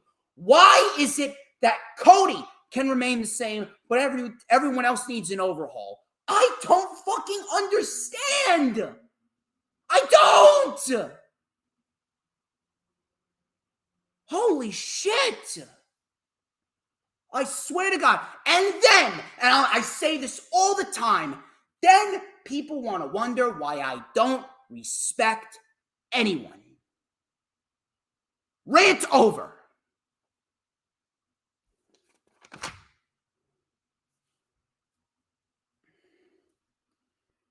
Happy talk. Happy talk with Madcap Moss and Happy Corbin. I don't even give a shit. They broke up. They broke up. They broke up. And Madcap Moss ended up standing tall. You know something here? Madcap Moss actually has potential. Madcap Moss actually has potential. All they need to do is ditch the shitty gimmick. Madcap Moss is in the same boat as Baron Corbin. They're both very good wrestlers. It's the gimmicks that are the problem. They change the gimmicks. Shit will be 1,000 times better. That's all I'm going to say about that. Drew McIntyre versus Sami Zayn. Drew just ragdolled Sami Zayn around, and Sami then ran through the crowd, and he lost via countout. Who cares? Lacey Evans. Lacey Evans cut a backstage promo, and there's no more sassy Southern Belle. No more. No more sassy Southern Belle. Lacey Evans cut a backstage promo, and she talked about her struggles growing up. And it was actually not that bad. It was actually not that bad. It actually made Lacey Evans a little bit more relatable. So you know what? That's half the battle. That's half the battle. You're giving Lacey Evans a decent fucking character. If she has a military-esque character, and she is a military-like babyface, and she gets rid of this sassy Southern Belle shit, that right there is half the battle. But at the end of the day, it all depends on how she is in the ring. Because Lacey Evans, the last time that we saw her, Lacey Evans was no better than Alexa Bliss. Alexa Bliss sucks dick in the ring. Tamina, same thing. Nia Jax, all those individuals. Dana Brooke, Lacey Evans was just as bad. She was just as bad as all of those individuals. Just as bad. But Lacey Evans, I don't know how she's going to be, but listen, if she improved, good on her. She's got a somewhat of a decent character to start. Somewhat of a decent character. It wasn't bad. As long as she doesn't do the sassy Southern Belle, I'm a little bit more open to having Lacey Evans on television. Now it all depends on if she can wrestle. You got half the battle, decent character. Now it's time to see how you develop that character and how well you are in the ring. But overall, this was not a bad promo package. Actually made Lacey Evans, was probably the best thing on the show. Not even going to lie. Probably the best thing on the show outside of Roman Reigns. This video package was it was not cringeworthy. It felt real. It felt genuine. Let's see how she does in the ring whenever she makes her in-ring return. Liv Morgan versus Sasha Banks. Liv Morgan won with a roll-up. Good job to make your champions look strong. Roman Reigns then came out to address the crowd. He was with Heyman and the Usos as always. And Roman stated that the Bloodline is going to go to Raw and they're going to win the Raw Tag Team titles and unify them. Holy shit. WWE finally doing something right. Finally. It's about fucking time. It's about fucking time. Good. I'm glad. Shinsuke Nakamura then came out and he took the mic, but Roman cut him off and he gave him some bloodline love, and he gave Nakamura a hug and embraced, and then afterwards the Usos then super kicked him. So it looks like we're getting Nakamura versus Roman Reigns at WrestleMania Backlash. You know what? I got no issue with that. Matter of fact, I would have actually taken Nakamura and Roman Reigns in the main event of WrestleMania rather than Roman and Lesnar. Nakamura and Roman, I got no issue with that. Give them time, they'll put on a great match. I got no problem with Nakamura and Roman Reigns in the main event of WrestleMania Backlash. Go forth with it. Do it. No issue. Nakamura, Roman. That was SmackDown. Show sucked. Rampage did not suck. I will tell you that. Rampage did not suck. Rampage, we did get some very good wrestling on Rampage. Rampage started off with Bryan Danielson versus Trent Beretta. And this was a great match to kick off the show. How about that? A wrestling show starts off with a wrestling match. What a concept.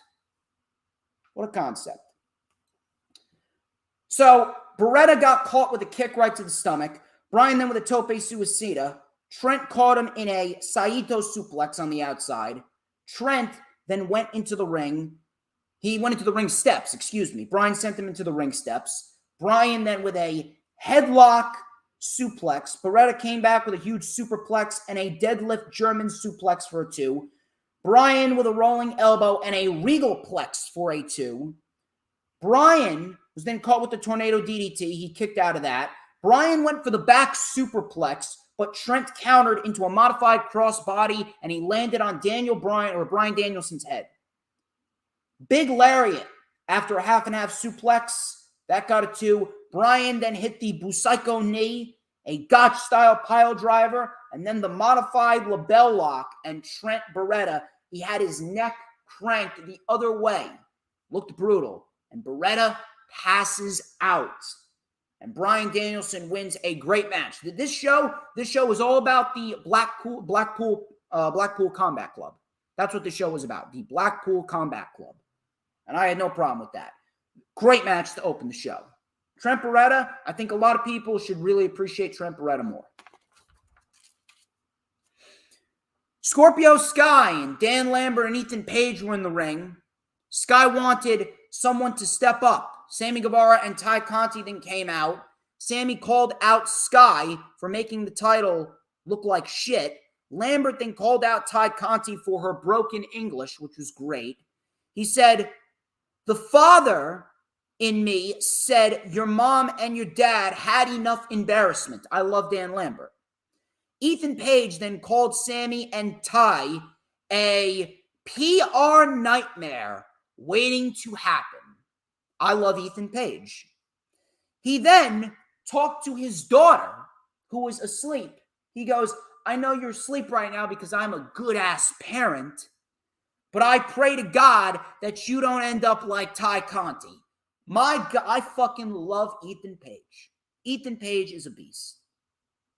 Sammy then promised to make their lives a living hell until they get the match. So I'm assuming we're going to get Scorpio Sky versus Sammy Guevara at Battle of the Belts, which I got no problem with. Should be a great match. The first match was very good. They give them more time the second time around. It should be a great match. I got no issue with that. However,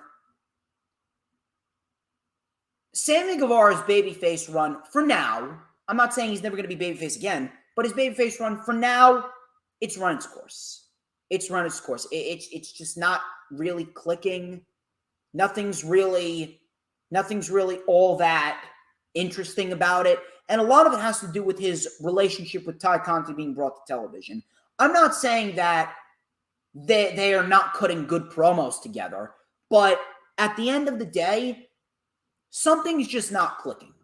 It's just not clicking. It's not coming off in a way in which people want to go out of their way to watch it. So after this, I think it's in their best interest. It really is in the best interest of Ty Conti and Sammy Guevara to go heel. I think it's time for them to go heel after this.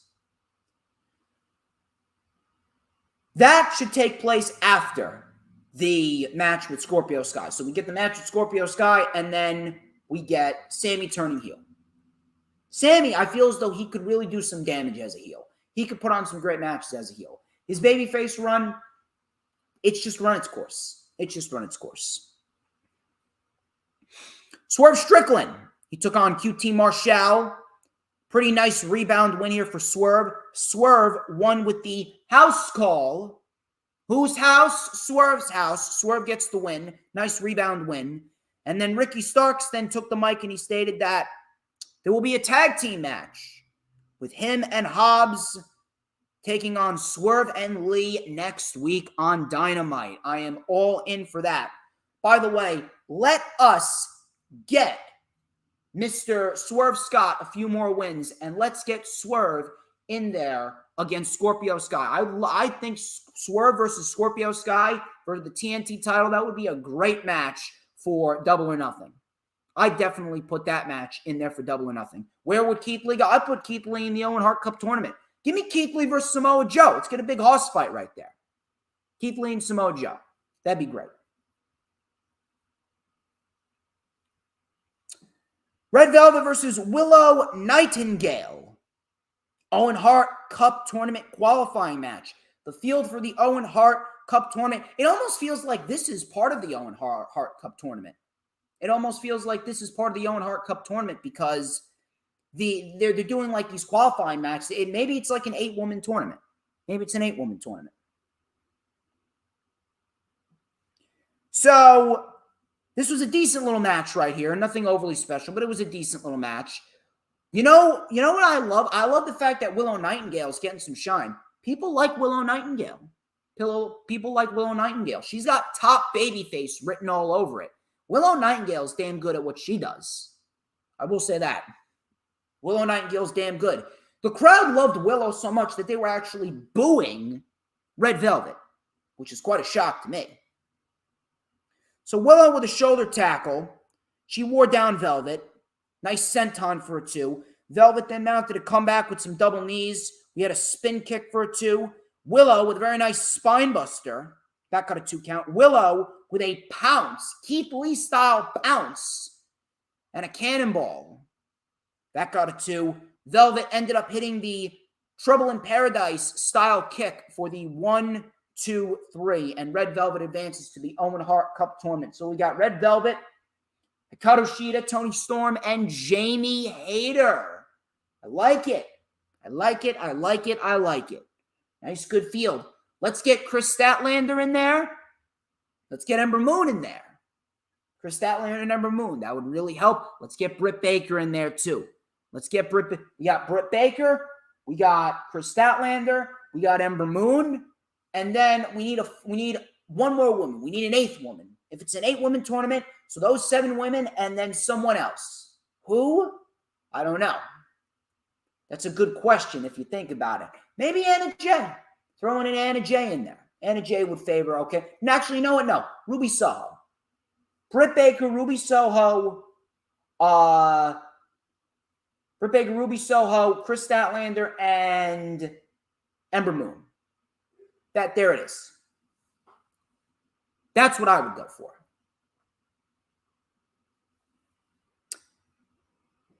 Next week, it was announced. Another title match for Wednesday. It's Minoru Suzuki versus Samoa Joe. Ring of Honor World Television Championship on Wednesday. I like it. I like it. Good shit. Main event, and then we can get on out of here. We are approaching 3 hours. Jon Moxley versus Wheeler Yuta. This was undoubtedly the match of Wheeler Yuta's life.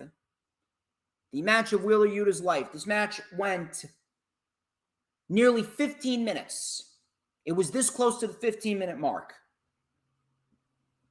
Yuta, before the match even began, fucking dove through the rope right onto Moxley on the floor, right out of the gate. The fight spilled into the crowd, and then it got started in the ring. Moxley with a suplex. Moxley then sent Yuta into the floor. Moxley then stomped Yuta's head into the steps. Yuta was busted open, wearing the crimson mask, bleeding like a stuck pig. Yuta then fought back. Yuta with a crossbody onto Moxley through the timekeeper's table. Awesome fucking spot. Crowd was going nuts. Yuta with a German suplex barrage, but he got stopped with a rolling elbow by Moxley. Yuta then with a modified angle slam. Yuta then kicked Moxley's head in, Bryan Danielson style. He held the arms and just stomped away, right? Yuta then scratched Moxley's back. He scratched Moxley's back on the top rope. Moxley then caught Yuta with a paradigm shift, but Yuta kicked out. Awesome kick out right there. I actually was pulling for Yuta to win the fucking match. Bulldog choke. Yuta tried to fight. He then got kneed in the face multiple times. Yuta then with the bulldog choke of his own. Yuta then with the sleeper. But Moxley reversed it. Elbow after elbow after elbow. Yuta would not go down. A regal knee by Moxley and another elevated paradigm shift. Yuta kicked out again. And then Moxley locked in the rear naked choke and Yuta went to sleep. This was absolutely the match of Wheeler Yuta's life. And you know what I fucking love? Take a look at all the fucking superstars that were made by Tony Khan. Not just over the course of the last 3 years, Look at the amount of superstars that were made over the course of the last 3 weeks on AEW television. Take a look. Wardlow. Sammy Guevara. He's great. Scorpio Sky. He won the TNT title.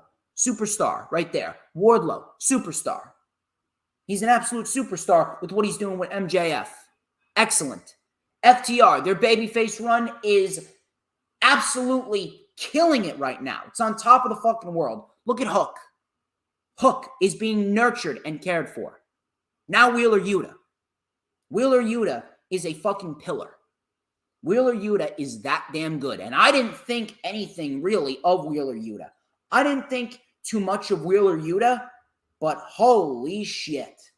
Holy shit. Wheeler Yuta really impressed the fuck out of me. I always thought that he was just going to be a good wrestler stuck in the position of a great in-ring worker and nothing else. But holy shit, Wheeler Yuta impressed the shit out of me. And Wheeler Yuta absolutely stole the fucking show on Rampage. This match was better than anything that we saw on Raw and SmackDown. What a fucking match. The match of his life. Afterwards, Bryan Danielson and William Regal came out. Wheeler stood face-to-face with Regal, and Regal extended the hand. They shook hands. Moxley then said to Yuta, now the real work begins. And Moxley watched as Wheeler Yuta wrote BCC, Blackpool Combat Club, in his own blood on his chest. Moxley gave the nod to Yuta, and that is how Rampage went off the air.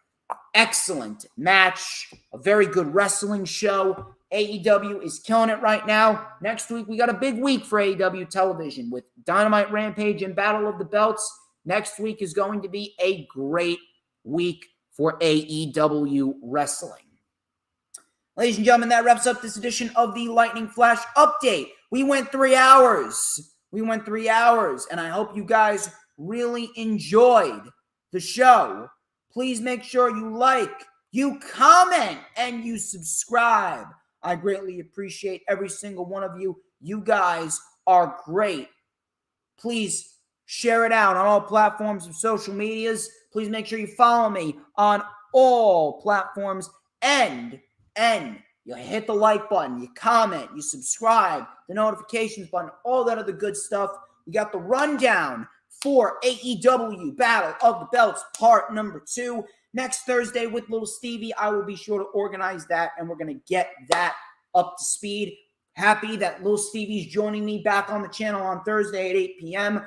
Please make sure you check that out. And, of course, the LFU next week before we get Battle of the Belts Saturday night. Ladies and gentlemen, my name is DJ Storms. This has been the Lightning Flash Update.